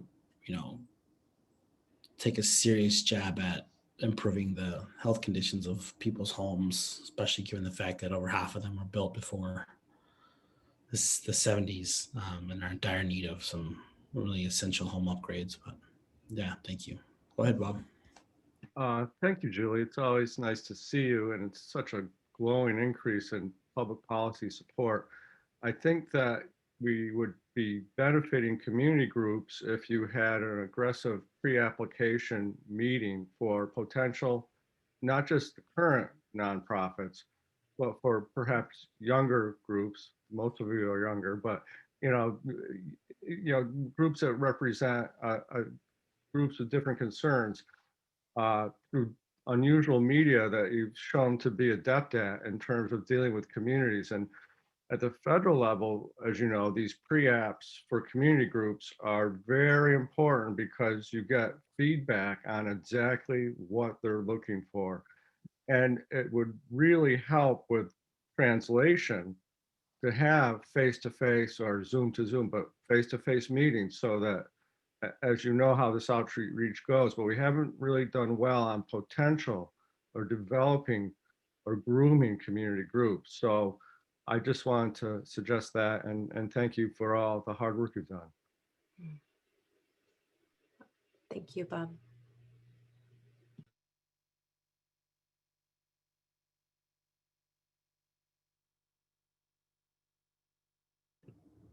Your question, Valentin? Yes, thank you, Julie, for that update. Just going back to the suicide prevention research study that you're collaborating with PSU, will some of the focus groups be conducted in languages other languages aside from English? And when are you hoping to finalize the research study? Thank you, Valentine. So we are partnering with a couple of different organizations in Southern Oregon. And one is actually with the school district and the Phoenix School District. We've partnered with an organization called the Hearth that was held listening sessions, listening circles with middle school and high school students. That was kind of broadly framed, but really an opportunity, just given with COVID and the wildfires, how young people have been affected, is just providing a space, a supportive space for sharing and listening stories. And I know in that setting, there were bilingual and bicultural counselors available there.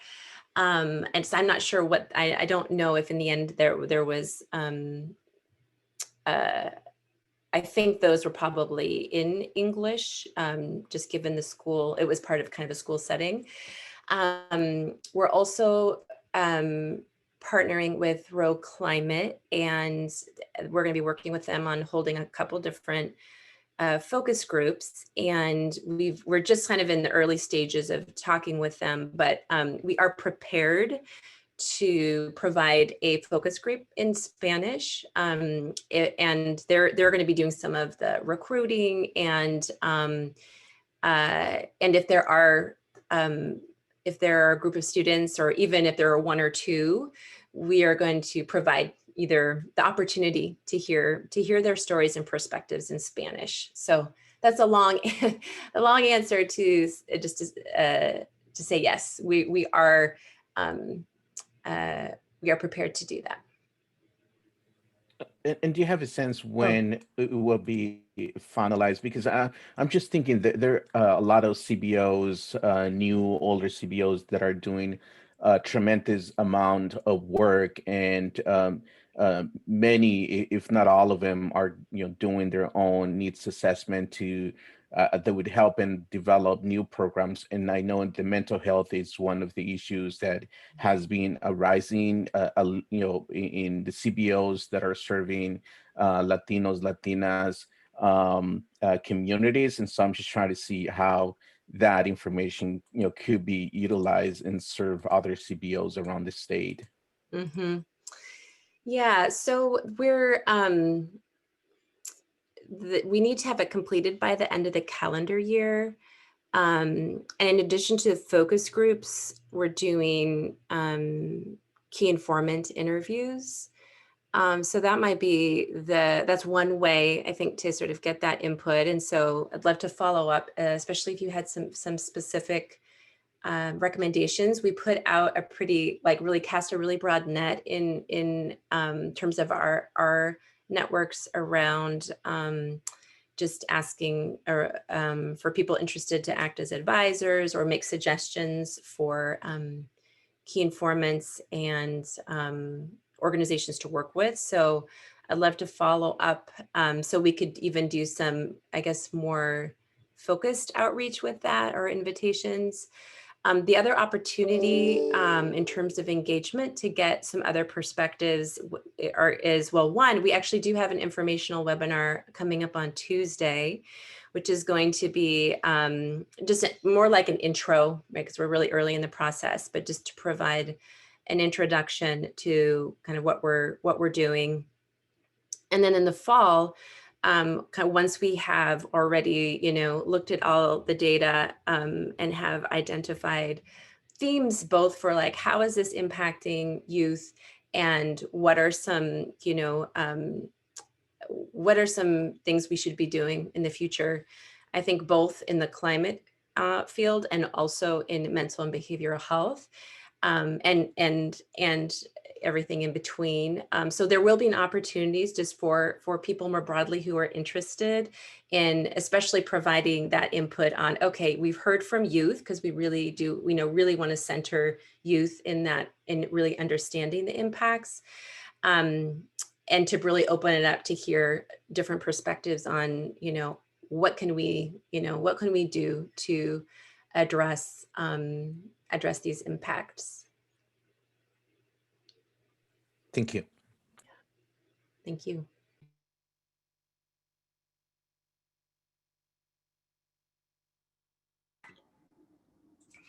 Anyone else have questions? Question. I'm sorry, Julie. I don't think I heard when that work with youth was starting. Could you just repeat that if you already said it? Sure. Well, the first focus group will be in July. So that's when the first sort of, official sort of beginning. But yeah, we've been working on it for a while. So that's when. But we'll mention on Tuesday, and I don't know if I can get a link to the Zoom, or I think it might be GoToWebinar, but I can give a link in the chat if folks are interested in that informational webinar, either attending or sharing with others that you think might be interested, because that's Tuesday at 11 a.m. That would be great. You can either share it in the chat now or send an email to Courtney and we can get it to the EJTF members if they're interested. Thank you. Great, thank you.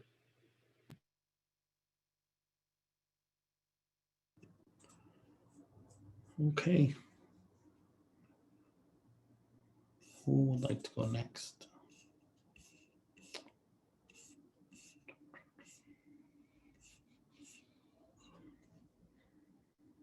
I see Michael. Go ahead, Michael. Good morning, Chair, members of the task force. Thanks for having me today. Just want to provide a quick update from the Office of State Fire Marshal. Can talk just briefly about legislative updates, fireworks, and of course wildfire, which many have talked about. For our office, we're watching many bills. Three that I wanted to highlight: Senate Bill 762. It's an omnibus wildfire bill. Work continues on this bill. It's been referred to Ways and Means. It would provide some critical investments to local fire departments to bolster capability to prevent and suppress wildfires in the wildland urban interface. So we're monitoring that one closely. House Bill 2927 passed Ways and Means yesterday. It proposes to separate the Office of State Fire Marshal into an independent state agency, so potentially becoming the Department of State Fire Marshal, pending a report, some committee work being done by the Governor's Fire Service Policy Council. So very interested to see where that goes.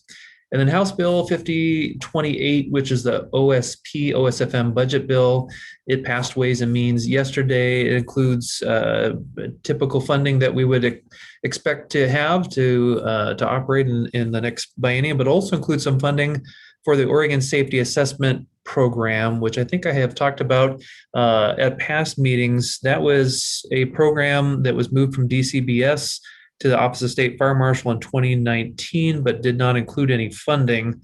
So now it looks like we may have some funding to hire program staff that will help to build a registry of qualified individuals who could assess buildings after a disaster. And while we typically think of earthquakes, it would also include floods and wildfires. This was the case with Umatilla floods, where homes were flooded and needed some assessment to determine if residents could go back in the structure. So really looking forward to fully funding and staffing that program.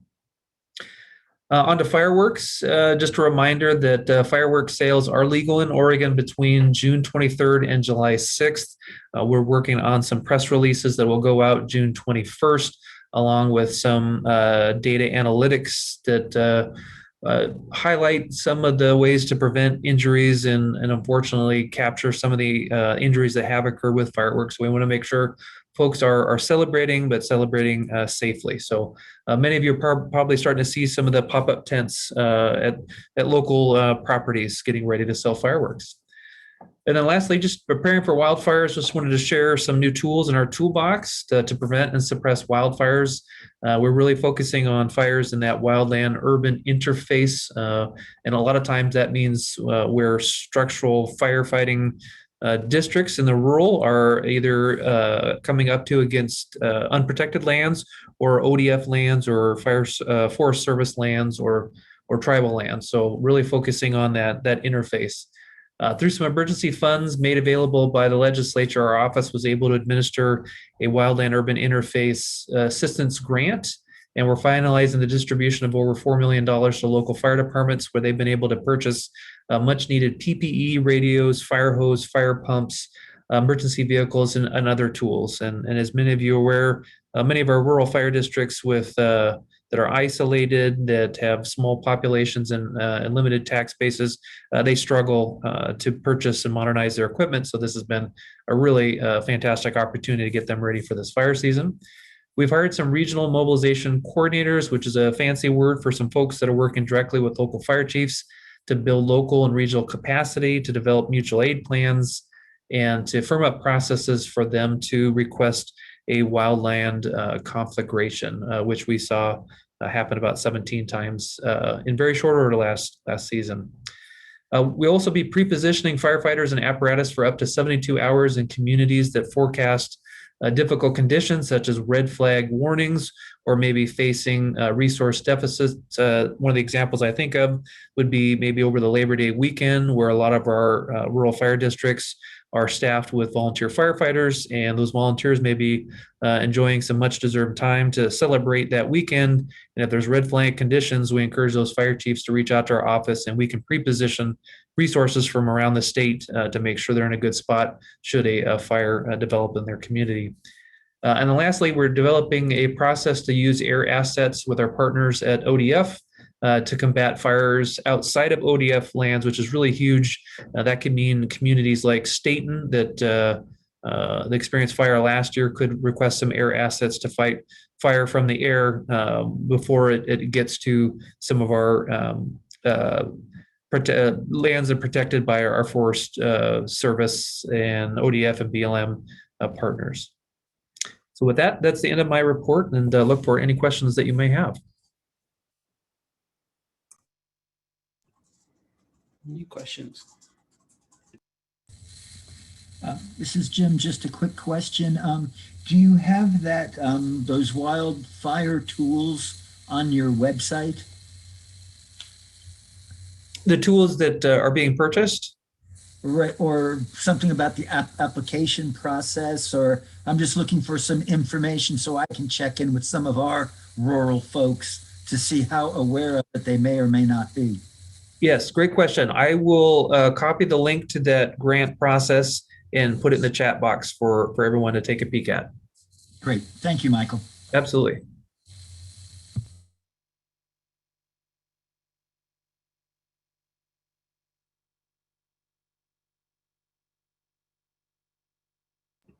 Anyone else?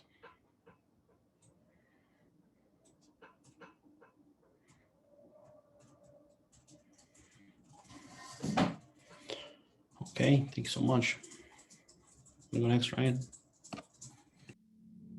Sure, thank you very much. Good morning, everybody. Ryan Gordon with the Oregon Department of Forestry.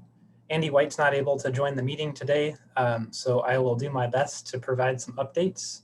I did send some written comments in as well, and I'll just kind of highlight those. I'm focusing in those areas where I know I can help provide some information and answer questions. If there are other topics that I don't cover, by all means ask, and I'll do some research and get back to you. First, you've I'm sure heard that we've had some leadership changes at ODF recently. We do have a new chair to the Board of Forestry, and we've also welcomed 3 new members onto the board. And some details about that are in the written message that I sent. State Forester Peter Doherty did resign at the end of May, and so Nancy Hirsch is currently serving as the acting State Forester while the board pursues a nationwide recruitment to identify a full-time replacement. There's been a lot of conversation about fire season. It's good to follow OSFM.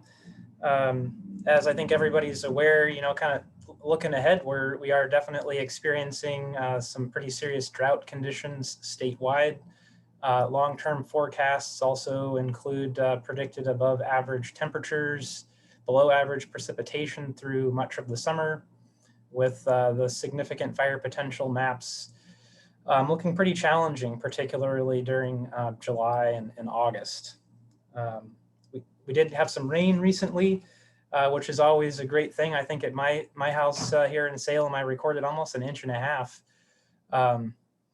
But it's kind of a small down payment here as we head into the dry season. And of course, the rest of the state didn't receive that much precipitation. You know, a few other things to consider, as we saw during the Labor Day event last year, east wind events, lightning are two really challenging things for us in wildland fire. And if we look at a pretty serious season across the West, resource availability is always a concern. We have a lot of large fires across the landscape. There's a lot of competition for resources to address them. And so we're doing everything we can here within state to help pre-position resources. And as Michael outlined, looking at some different approaches to be able to more effectively share some of those resources. We were also able to take advantage of some of that e-board funding to bring on some additional capacity earlier this fire season to pre-position more air resources, and also put out a grant program to help jumpstart some mitigation projects across the state. So far this year, statistically speaking, we've experienced 353 fires covering 5,815 acres. Of those, 347 were classified as human caused, covering 2,199 acres.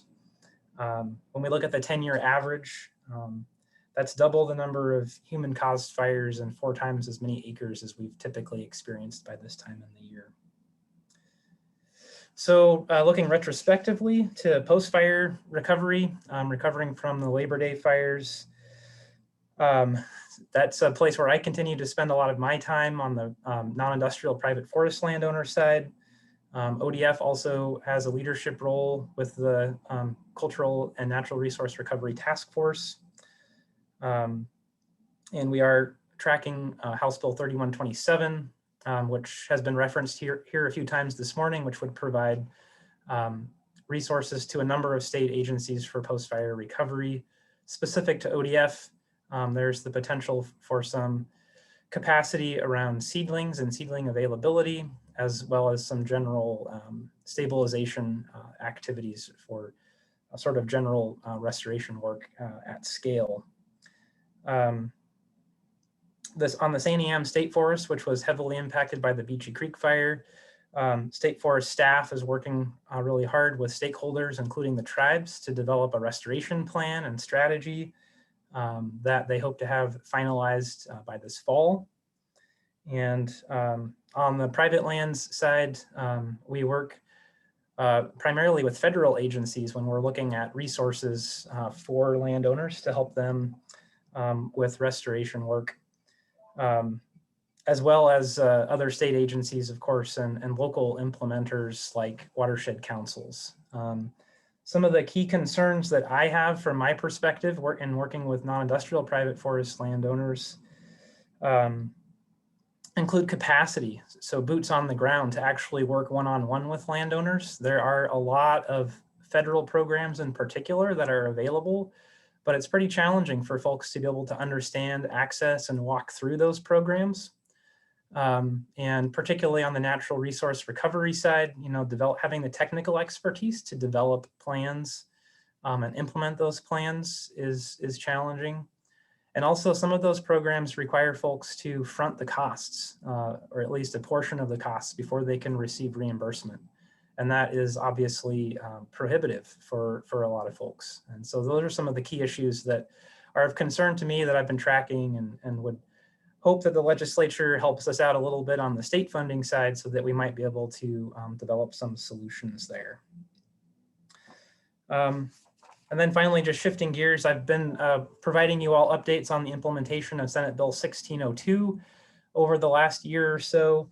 Recall that is a law that was passed back in July of 2020, which makes some changes to our rules around buffers for helicopter pesticide applications, extends buffers down in the Siskiyou region, and also develops the framework for some conversations between the conservation community and timber industry around additional potential changes to the Forest Practices Act. All of that is implemented and rolling at this point. The final piece is working with a contractor to make changes to our electronic notification system, Ferns, that would provide additional information and more timely notification to landowners who may be adjacent to parcels where helicopter pesticide applications will occur. And working with that contractor, it looks like we'll have that new functionality up and running by the middle of December. And I was talking with staff yesterday about what kind of a training or rollout they're planning for that. And it looks like they're working on production of a video that would be available online. And we already have a similar video that helps folks understand how to access the Fern system in general. And I did talk with them a little bit about ensuring that they'd make that as widely accessible as possible. So those were the key updates I put in that written document that I sent in. And I guess the last thing I just throw out, and I can put it in the chat, there was some discussion up front about managing cultural resources during fire suppression. And I know that has been an ongoing conversation. And we do have a training video, which I may have highlighted here before, I'm not sure, for fire personnel, helping to get them some information about actions to take in the event of an inadvertent discovery during fire suppression. And be happy to drop that link in the chat. So with that, I appreciate the time, and I'll try to answer any questions.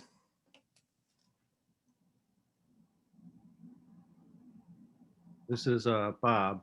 Thank you, Ryan, for all your work through the years on all of this with us. Andy had raised some programs to perhaps help meet some of your resource challenges in fighting fires, and that's the training and use of prisoners. It's been done in California for a number of years now. There were some bumps in the fact that they would be trained as firefighters, but never could get a job because they had a record. So even with that bump, though, I would hope we would tap that resource, and it's a win-win for, I think, all the stakeholders involved. But thank you. Yeah, and to that point, we actually have a long-standing partnership with the Department of Corrections, and through our South Fork camp up on state forest land in Northwest Oregon, we do have a program where we work with adults in custody for not just fire suppression, but also other management activities on state forest land. And it's been a really, really successful program.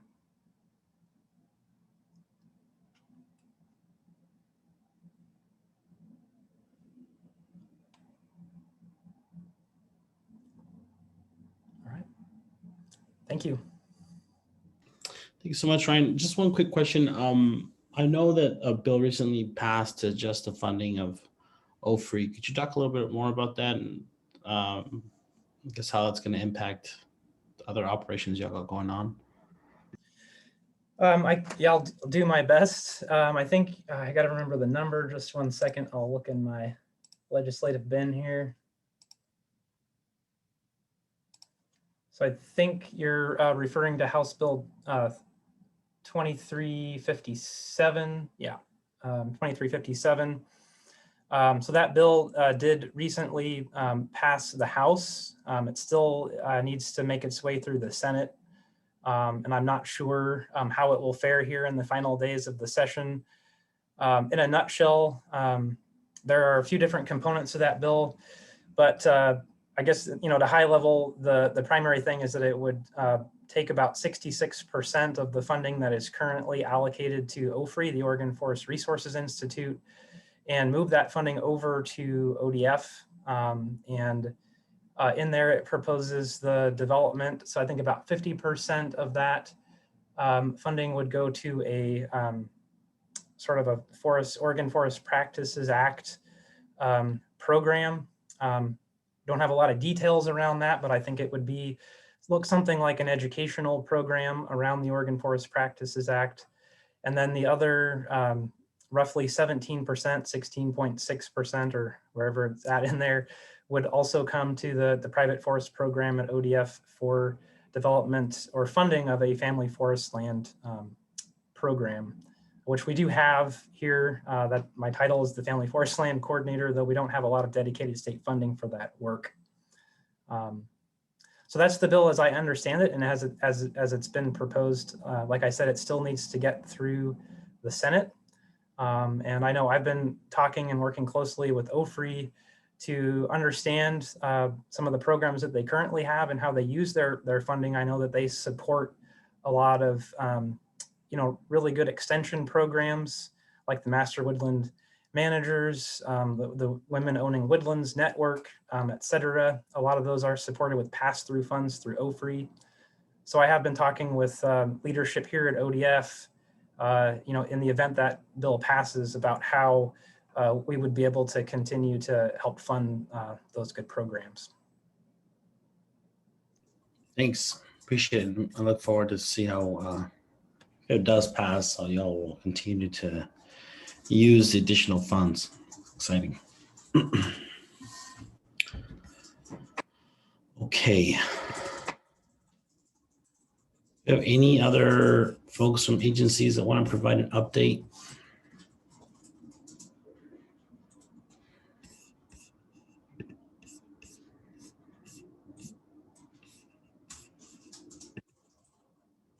I see David Morrissey in the chat. I will bring him in. And then, sorry, Chair, I thought Stephanie mentioned that Director Whitman might join us, but I'm not seeing him quite yet. So Sure. Going to keep a lookout for that. And then there's also tomorrow if he can't make it today. Sounds good. Go ahead, David.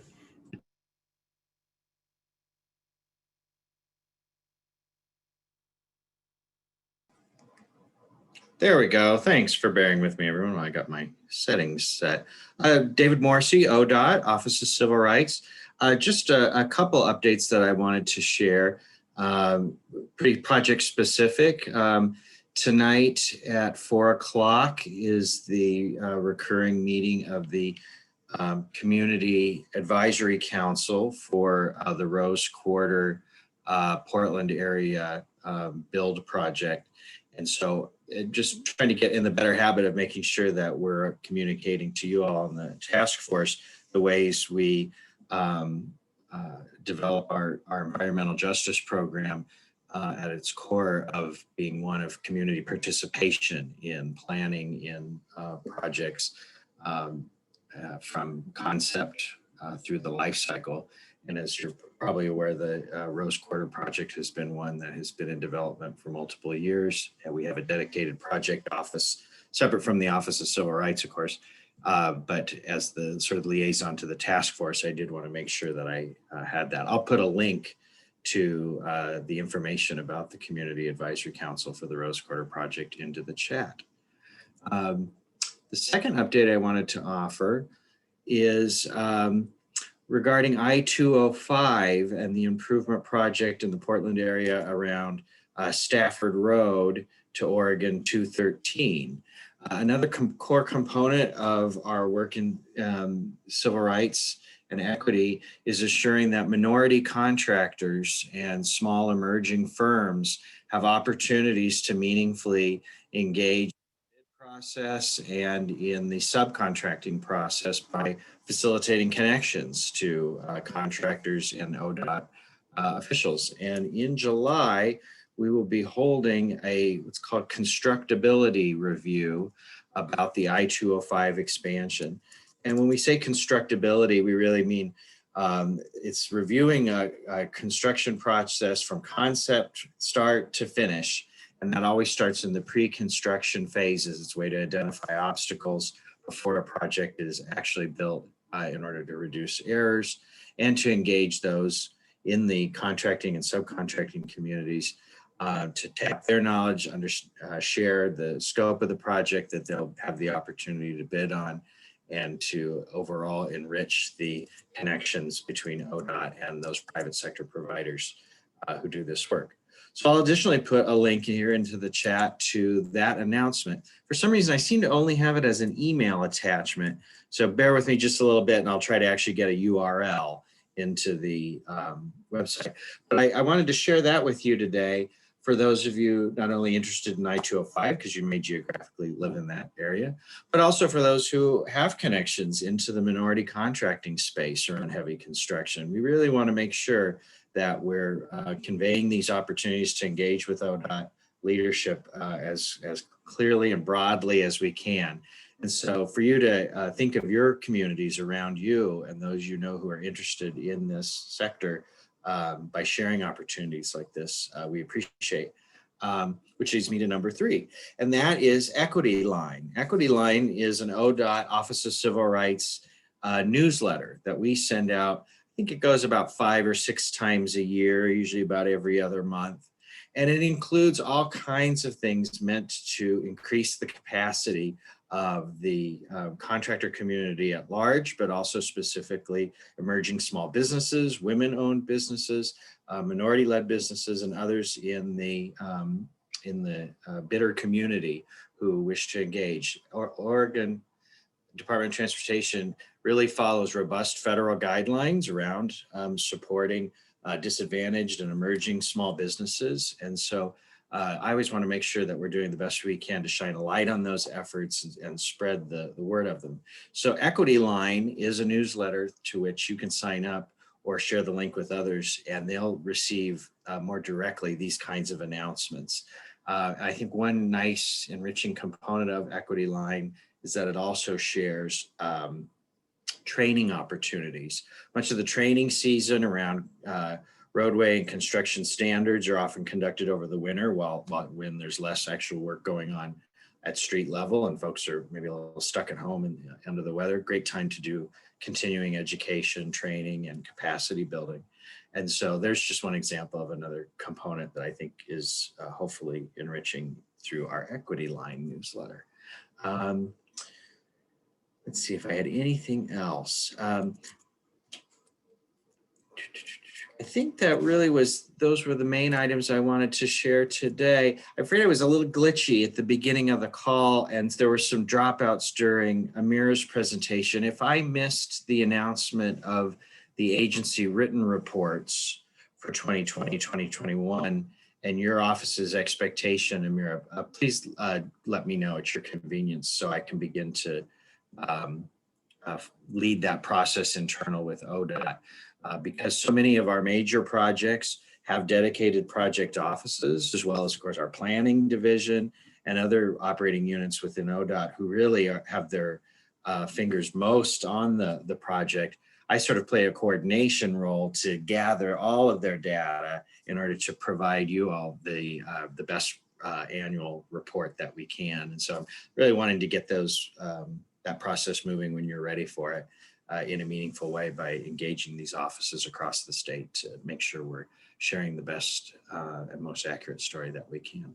That's it for me for what I wanted to share, and I'm happy to take any questions. Let me open the chat and see if anyone's texted any, or if Joel. This is Bob Collin right here, David. Just one question on the MBEs and WBEs. In terms of assisting them, it's usually about bonding, getting them bonded. Difficult for them to get bonded. And while we can have all these meetings with the groups and so forth, the bottom line is that what it is, if they can't get bonded, they can't really apply. So have you made any special provisions for helping them get in the game? Your predecessor made this effort with TriMet a long time ago, breaking them up into smaller contracts as possible, but still was somehow limited by the bonding requirement. And so if there was some way to group bond them, or the state could pledge its authority or somehow with these groups, that would really put them on a level playing field with international firms that sometimes come in and take the jobs for public works projects. So I just wanted to throw that in there, and if you have a good link for me or something, just to share it. Thank you very much. Sure. Thanks, Bob, for asking about that. I will tap our disadvantaged business program manager for more knowledge that I'll either bring into a future session or integrate into our report. I know that issues like bonding and other business foundations are keenly on the interest of our technical assistance manager for that contractor community. So let me see how we've evolved that area.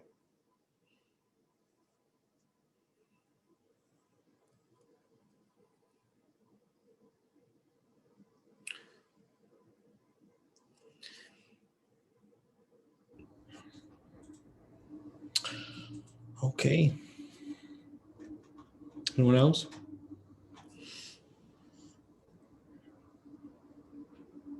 Can you tell a little more of the process, David, of how ODOT goes through their procurement process when it comes to these small businesses? It sounds like a really great program. I'm just curious, like, what's the best way Yeah. to make sure that you will know about folks? Sure. And it's not my area of expertise, Joel, so much. And that's always an area we could come back and give a fuller presentation to. There is certainly the role of the major project contractor in awarding subrecipients or subcontractors themselves. And so I think that's the area where doing our technical assistance projects and helping foster the readiness of the subcontractor community to be competitive bidders, because we do know from the major contractors, they need the subs ready and ready to do the work. And so they really look to us to be building up that sector as well. I think that really could make a nice topical presentation or something I could summarize into our next written report. Yeah, that'd be great. I mostly mention it just because I know that one of the big things Racial Justice Council has been focused on has been economic opportunities for BIPOC folks. And certainly I know a lot of cities and counties are having similar conversations when it comes to procurement for things cities and counties do, right? Is like, who do we contract to do these jobs, and how do we make sure they're not only from the community, but they're also people that also deserve to have business. And absolutely. And ODOT has adopted a new strategic action plan. You may have recalled me mentioning in 2020 that includes a track on equity.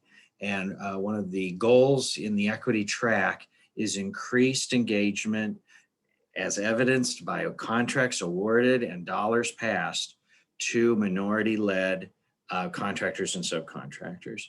And so that's a vision and concept. Now translating that into how we measure and then how we also can adjust our approaches in order to increase the impact or the participation is what our Office of Social Equity, led by Nikatris Perkins, is working to develop now. And while efforts in the Office of Civil Rights have historically engaged on this to the degree allowable, now with the new social equity track and our strategic action plan, there's a bigger mandate across the agency and more capacity behind it with our newly created Office of Social Equity. So I think that also could be an area. Certainly the Office of Social Equity would be one who I engage in our written report for the task force this year for their content, but maybe for a future session, I'd love you all to hear from Nikatris, as well as a member. She actually has two really exciting new members of her team. One is focused on economic opportunity expansion, whose name is of course slipping in my mind at the moment, and who I think could make a really great presentation to you as well. So let me put that in my notes. Thanks so much, David. Appreciate you being here. My pleasure. Thanks to you all. Yeah. All right. I think we'll go next to Harmony. Welcome back. Morning. I'm Harmony. I work with the Water Resources Department, she, her, and I'll just provide some brief updates and hopefully provide something in writing as well. You are all probably aware that the entire state is in drought conditions with, the severity of the conditions varying by place. If you are not subscribed to our water conditions report that comes out bi-weekly and you're interested in tracking the drought, I'd be happy to sign you up. But at this point, 16 counties have submitted local drought declarations, with 8 receiving executive orders to date. Very little snowpack remains, so I don't recall who was going hiking and ran into snowpack, but your chances are becoming better for having access there because the snowpack is dwindling quite quickly. Our precipitation is below average at 83% of the long-term average right now. With precipitation and just temperatures really varying across the state, it's kind of hard to give statewide snapshots of what's happening. But in many places, we're seeing kind of persistent issues with soil moisture conditions, which poses issues, especially for dry land farming. We're also seeing some pretty major issues down in the Klamath, which you've probably been following in the news, and in the Deschutes Basin, the North Unit Irrigation District, which does produce some of the most high value crops in that area. They're having to fallow a significant amount of their land because they're a junior water right holder and they're not able to meet their water needs under current conditions. So we are seeing some really significant on the ground impacts as a result of this drought. We're trying to track them. There's some national tools that we can kind of plug people into. So as they're experiencing these impacts, they can kind of report real time. And then those can be aggregated into, impact reports back to the state. I will note that in the Joint Ways and Means, there is a position associated with communicating around natural hazards, around drought, floods, fires with our agency. We've not had a communications person before. So hopefully that position will come through this session, because right now, we're kind of cobbling it together with existing positions, trying to figure out how to coordinate and communicate about drought conditions. Any questions about drought? Just because that's the big one right now facing our agency. So are there any questions about that before I move on to other updates? Okay, and happy to talk with anyone at any time if you have questions or concerns, and I'll help connect you to the right people internally who are grappling with this. So bills and budget, House Bill 2145, which would create the water well abandonment repair and replacement fund that was recommended by Joint Ways and Means. So that could help us address water quality issues associated with well construction, which is a really important issue that is somewhat invisible. A lot of stuff surrounding groundwater is not very visible, but there are a number of well construction issues across the state that could compromise water quality, groundwater quality. So it helps us address those, as well as have a small pot of money to help with those who might be affected by declining groundwater levels, as well as natural disasters, with a priority for lower income households. And then House Bill 3092 would create a domestic well remediation fund, which is particular to the Harney Basin, where we are seeing groundwater level declines as a result of over-appropriation and overdevelopment of groundwater resources, where domestic well users are being impacted by that.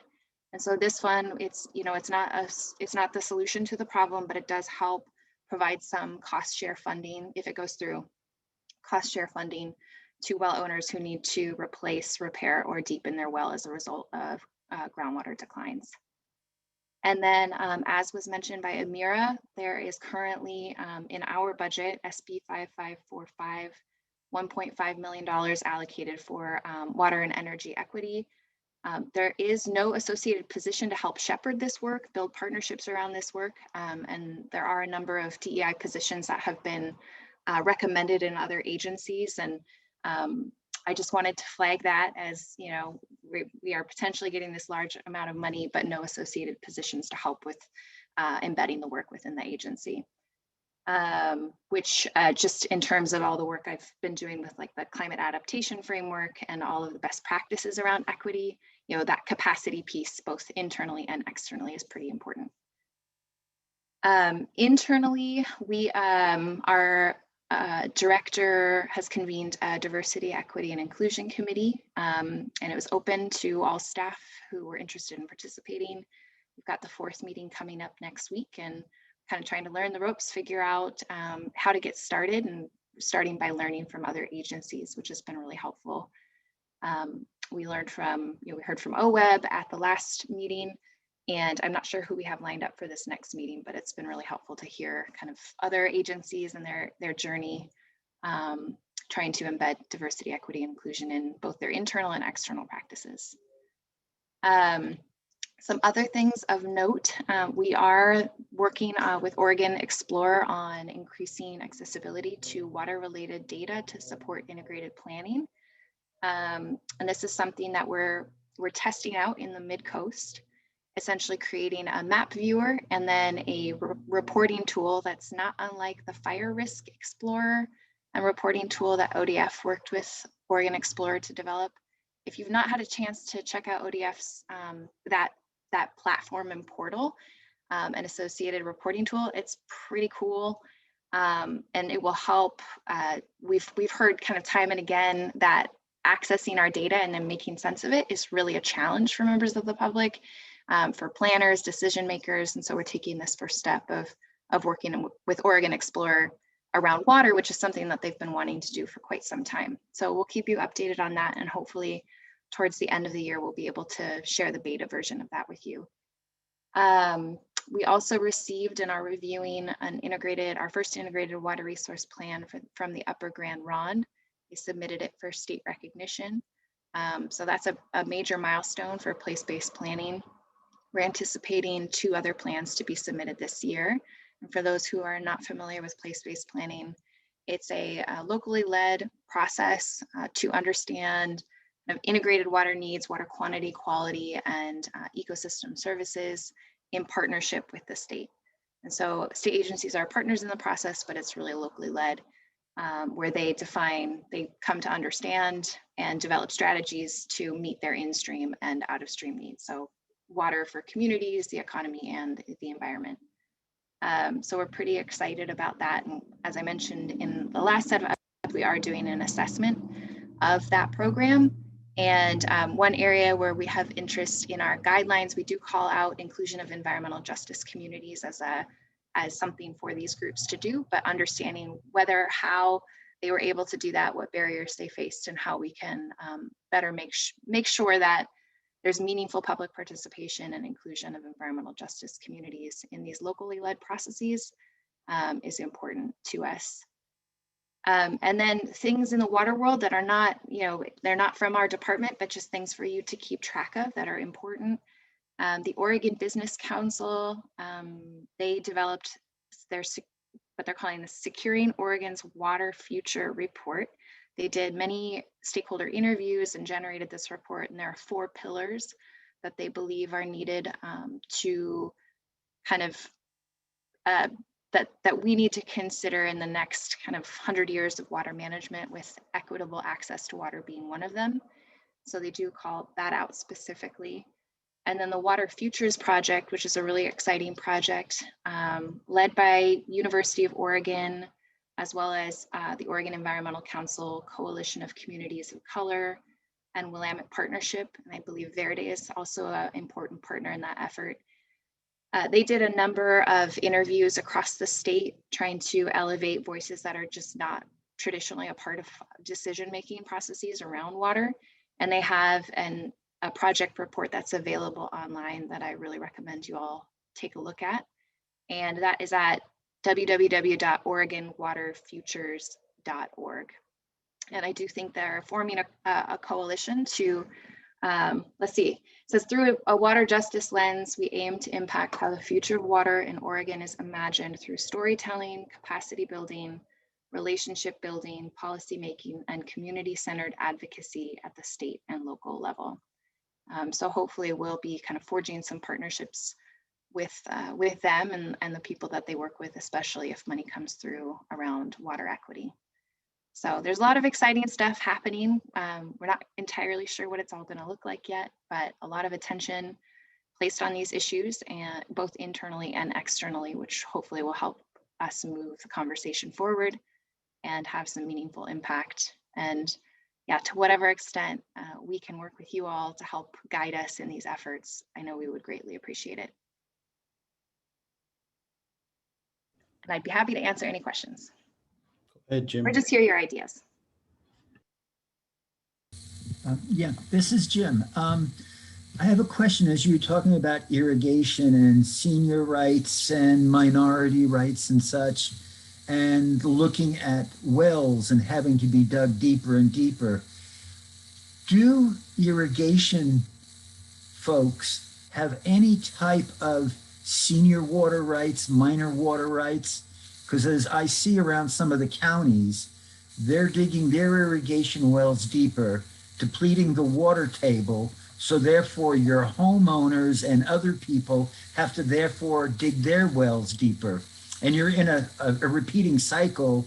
So I'm just wondering, is there anything that regulates irrigation from a well, like irrigation from a canal or a reservoir? Regulation of groundwater is really tricky in Oregon. So there are a couple of mechanisms. One is well-to-well interference. So where someone's well is impacting a neighboring well and you can demonstrate that impact, then there is some potential to regulate there. The challenge being that under our rules, it needs to be a reasonably efficient well that fully penetrates the aquifer. And how you define fully penetrates the aquifer, that's a pretty challenging proposition. And so what we're finding in Harney, the Harney Basin, for instance, is that absent something like a critical groundwater area, which does give us authority to regulate off groundwater users, we don't really have the tools, the regulatory tools in place to be protective of those domestic well users that are generally at a shallower level in the aquifer. And so under current law, I think what you would hear from the residents of Harney County is that there are insufficient legal protections for domestic well users.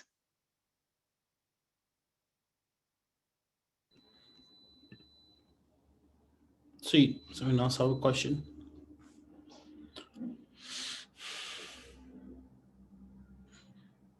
The only thing I'm wondering about Harmony is I'm pretty familiar with the Oregon Water's Futures Project.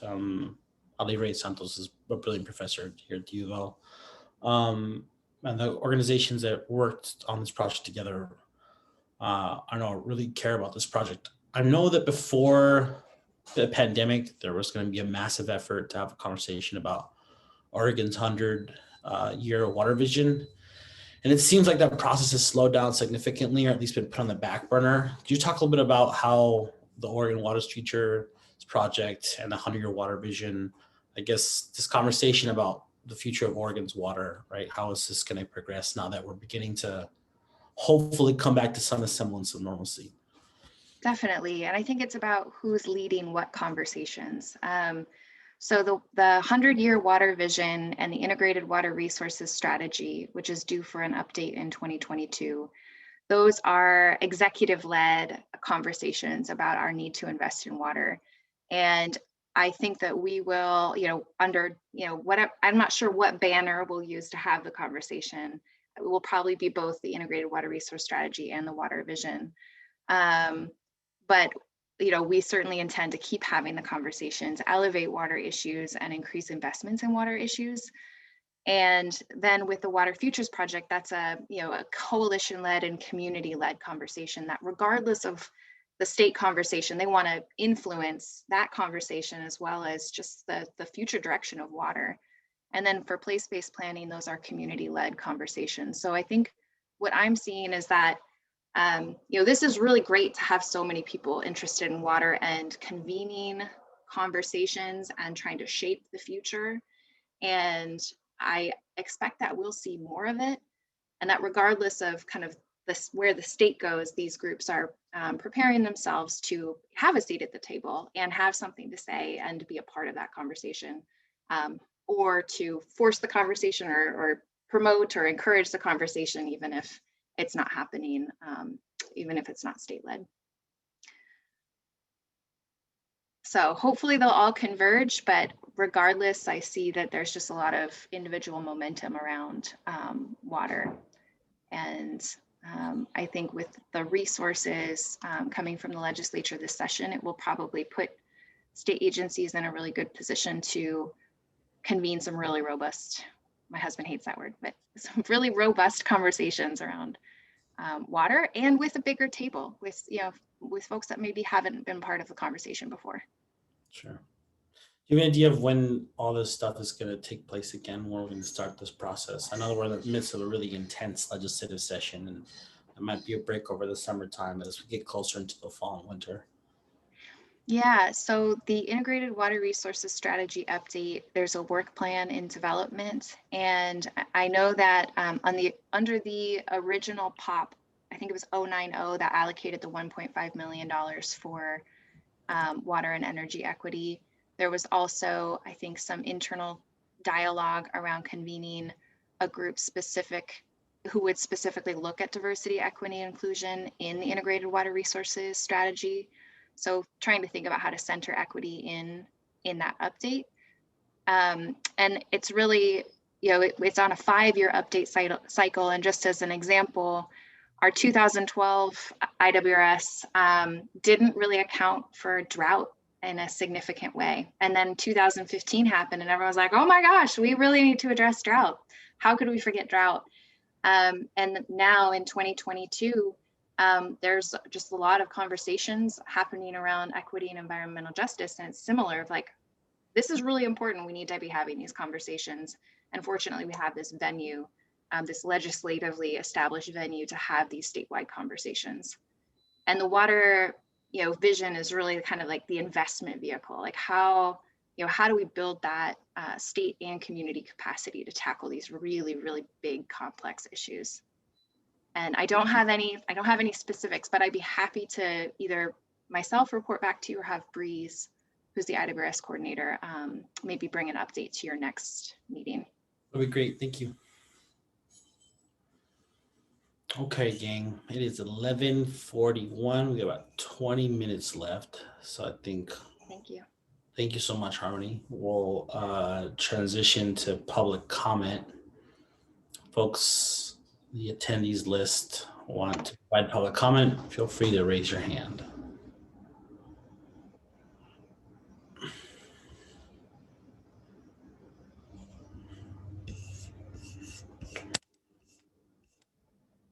Okay.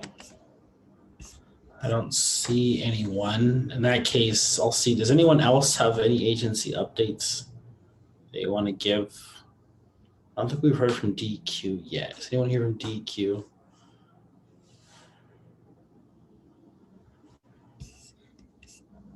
Oh, Stephanie, great.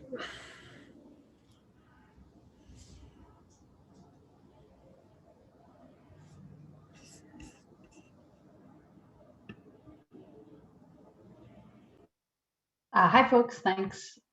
This is Stephanie Caldera, Oregon DEQ, she, her pronouns.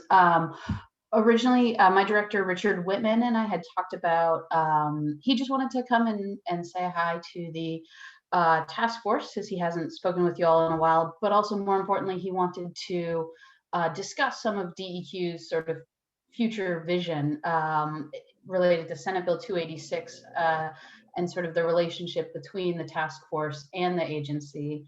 I do think he got stuck in some other legislative committees this morning, but I'll connect back with him and see if perhaps if it works for the chair and other members, if he is available tomorrow to possibly to come in and sort of speak to the task force. I believe to sort of also introduce a future conversation with you all about some of the work at the agency. So generally, in terms of DEQ, things that are going on, as folks mentioned, a lot of the legislation that we're also tracking. And additionally, I just wanted to be available for if folks had questions. There's a lot of projects going on, I think, as you all know. So I didn't come with my normal laundry list, but I welcome if there's any specific questions or projects that people do have questions on.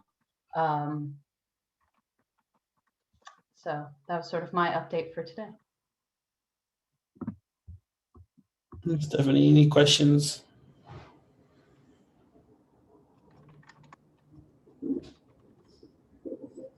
Okay, nice and sweet, nice and short. Thanks, Stephanie.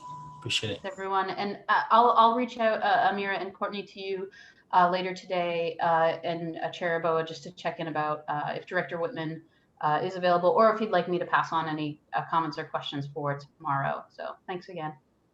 Thank you. Any other agencies want to go ahead and get a chance to go today?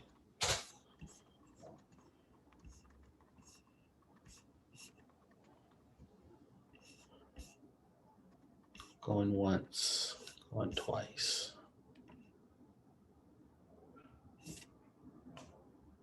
Okay. That's great news, Bob. Great news.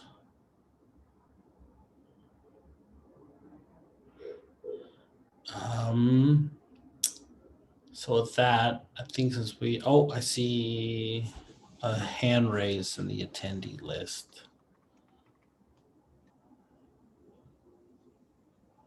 Yeah, you can put a comment in the chat. It's fine. I know a lot of agencies have reached out to me asking about when reports are going to be due. And I noticed Amira had written an answer that reports this year are due August 20th. So just wanted to share that, make sure everyone was on the same page. That's funny. You're kind of cutting out a little bit at the end. Yeah, I think Courtney was just talking about just agency reports are due August 20th. Okay, so with that, we'll Just really yeah. quick on that. Yeah, so this year has been quite busy with the end of the fiscal year and legislative session, and we want to make sure that agency staff have enough time to pull together those reports. So if folks could please turn those in latest by August 20th, preferably at noon. That would be great, so we can compile those together for the EJTF members. I see a question from David reflecting the 2021 year. No, just focus on 2020 for now.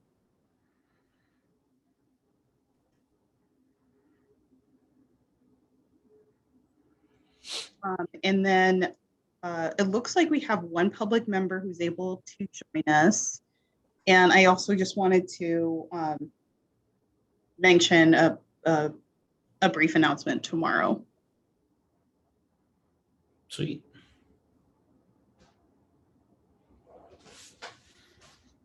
Should we turn it over to Richenda? I think she wanted to do it in a comment, Richenda, but feel free to also just talk to us. I think we have some time for a short update. Yeah, I just wanted to, if it's a public comment moment. Oh, yes, and if you could introduce yourself. Yes, so my name is Reverend Rashenda Fairhurst, and I'm in Ashland, Oregon with Circle Faith Future, Climate Reality Project, Southwestern Oregon, but I'm attending today for Ecumenical Ministries of Oregon.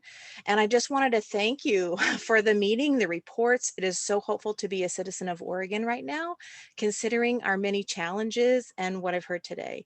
So as a resident of Ashland, Oregon, the trauma of the Amida fire kind of rests heavily on us, and again this year with how dry it is.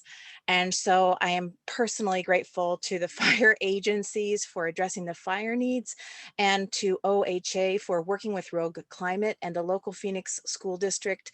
So that district reflects some of the diversity of Southwestern Oregon and linguistic diversity as well. And so I'm really glad that this is a district you've chosen to have conversation with. So I wanted to quickly address the Climate Friendly Equitable Communities Task Force. So first, so much to commend, right? So much good stuff going on. And thank you for the on-purpose work of inclusion and taking gentrification, dislocation seriously. But one thing to add is that we can expect millions of migrants from the warming South, not just from other countries, but from within our own. And dislocation from climate is already affecting millions within the United States. So a real question needs to be, how do these immigrants, migrants, dislocated people, how will they be met in our local Oregon communities? How can we build some room into community vision that will ensure dislocated migrants will not elicit fear from local populations or worse, violence, but instead there will be a plan for sharing resources and next steps towards stability. This is something we really have to be aware of. This might not be the right location for that particular question, but I think though if we're not addressing that question alongside all the other wonderful ways we're addressing climate, we're not getting at a kind of a big thing that really we have to talk about and make room for. So that's my comment today. Thank you again for the ongoing work of the task force, and Elmira, for your wonderful help when I lost, like, which House bill are we on? I appreciate that very much. So anyway, thank you so much. Thank you all. Thank you. Appreciate you coming. All right, folks, it is 11:50. I think I'll go on to some closing comments from task force members. So whoever wants to kick us off, actually, I think Harmony, I see your hand up. Do you have a comment? Yeah, I just wanted to reflect on I'm gonna not get this right, Rashenda's comment, and also think about one thing that I've been hearing from folks out in communities is that it's actually a lot of wealthy people moving here and displacing Oregonians. And so thinking about how we help the people, how we help make Oregon affordable for the people who are here too. It's just such a complicated issue that she raised, and I really appreciated it, and it just got my cogs going. So I just wanted to share that because it's a conversation I had yesterday. Thank you. Thank you. Okay, closing comments from task force members. Who wants to kick us off?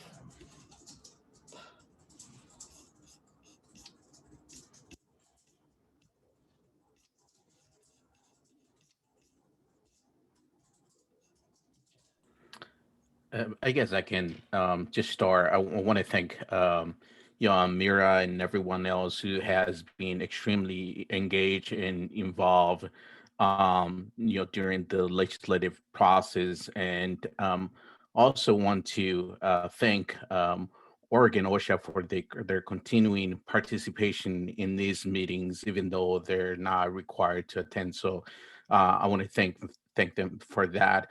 I'm also hoping that the heat stress and the wildfire smoke discussion can hopefully develop some effective language that would protect our underserved population. And so I guess I would just say that I'm hopeful. That's the feeling that I have right now. Something, anyone else? This is Jim.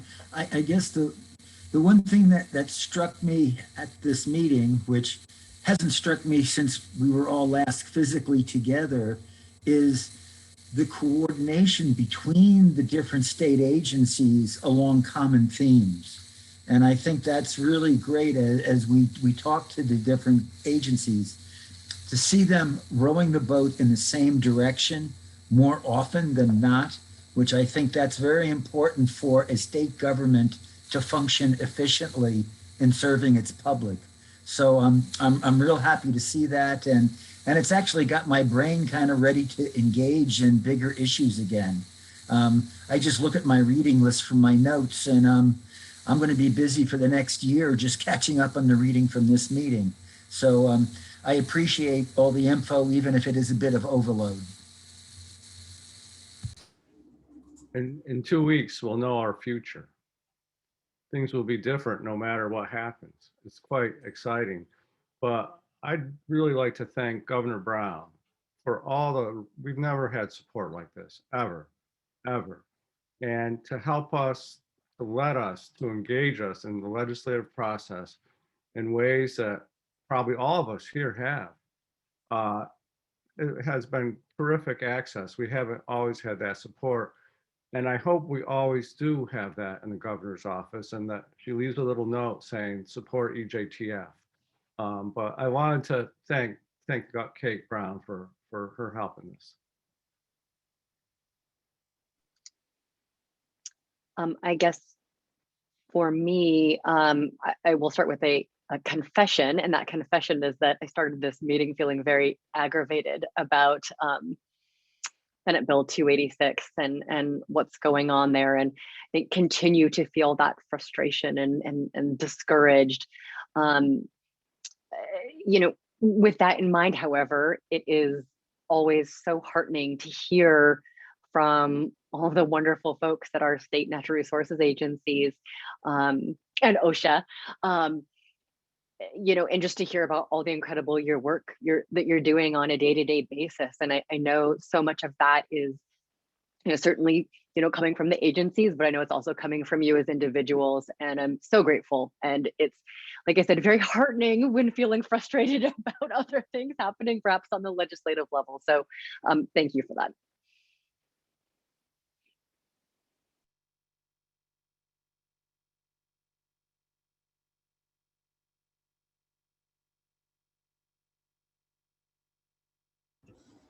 Okay. Yeah, no,